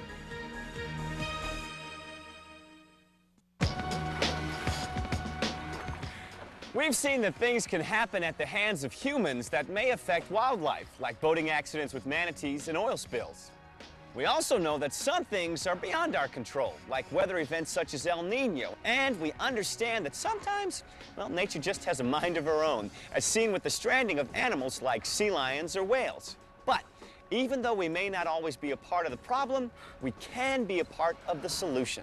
On behalf of Anheuser-Busch Adventure Parks, this is Chuck Carreau thanking you for joining me in some of the world's most amazing animal rescues. I hope you enjoyed your journey. And rest assured, as long as there are animals that need help, SeaWorld and Busch Gardens are committed to playing their part in rescue, rehabilitation, and release.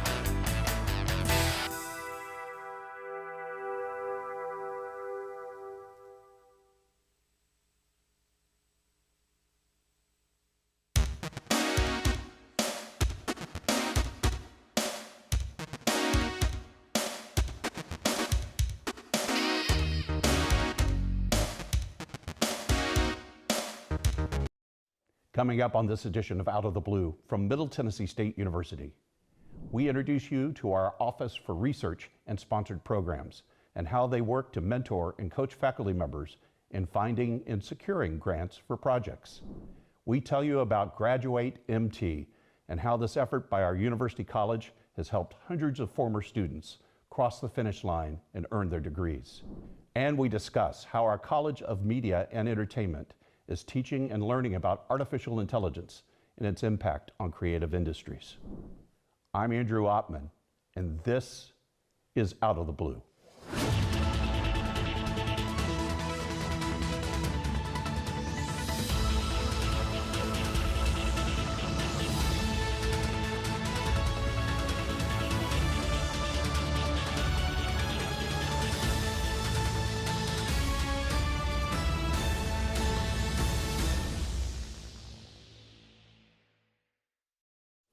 Welcome to Out of the Blue. I'm Andrew Ottman. MTSU's Office for Research and Sponsored Programs works to mentor and coach faculty members to find and secure funding grants for projects. Rachel McGinnis heads that office and talks with us today about the services and support they provide our faculty to crack the code for research financing. Rachel, welcome to Out of the Blue. Oh, thank you for having me. Your first time on the show? Yes. We got a lot to talk about, got a lot to catch up on. But let's tell everybody first about the Office for Research and Sponsored Programs. Tell us what you do. In our office, we help faculty, staff, and students get grants on campus. So we help them find grants. We also do training for grants, new regulations that are coming out. And we help them, once they get grants, to process the grants all the way to closure. It's got to be a complicated process. I bet you almost every organization has a different set of rules, requirements, forms to fill out, things like that. Yes, very much so. And that can be frustrating. If I want to just focus on the work and try to get it done, you're kind of helping me as a faculty member figure out the things that can make me successful, so I don't have to dive too deeply into the details of the process. Yes, and because we've looked at these so many times, like the National Science Foundation regulations, it's easier for us to keep processing them. You might have been looking at it for the first time.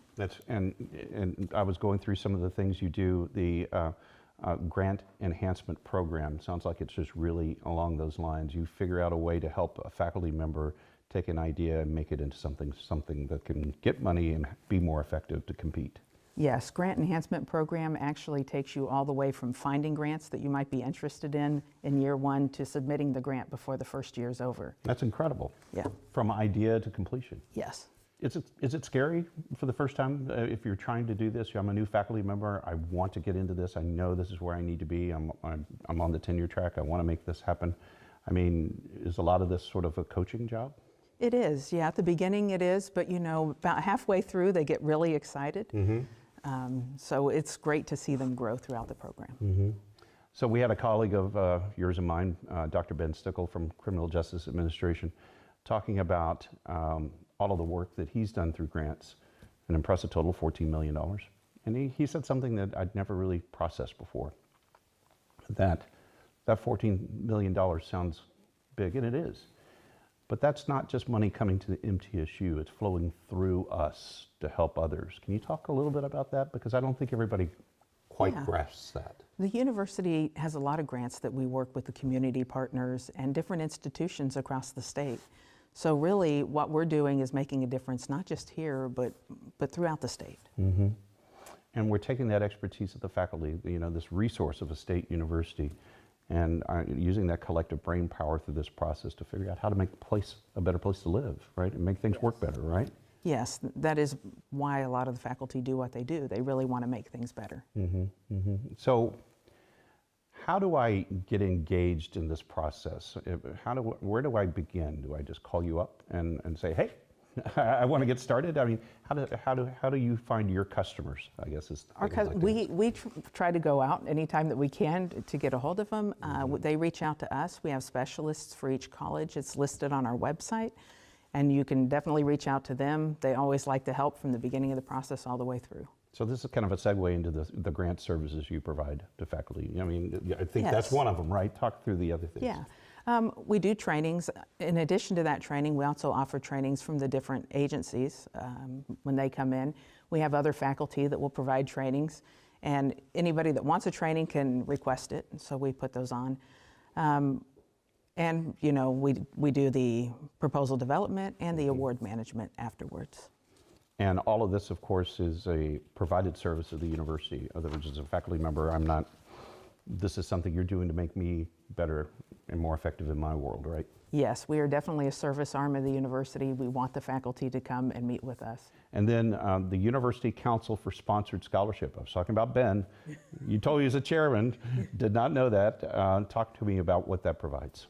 The UCSS is a group of 21 faculty across campus, and they're actually representative of the researchers on campus.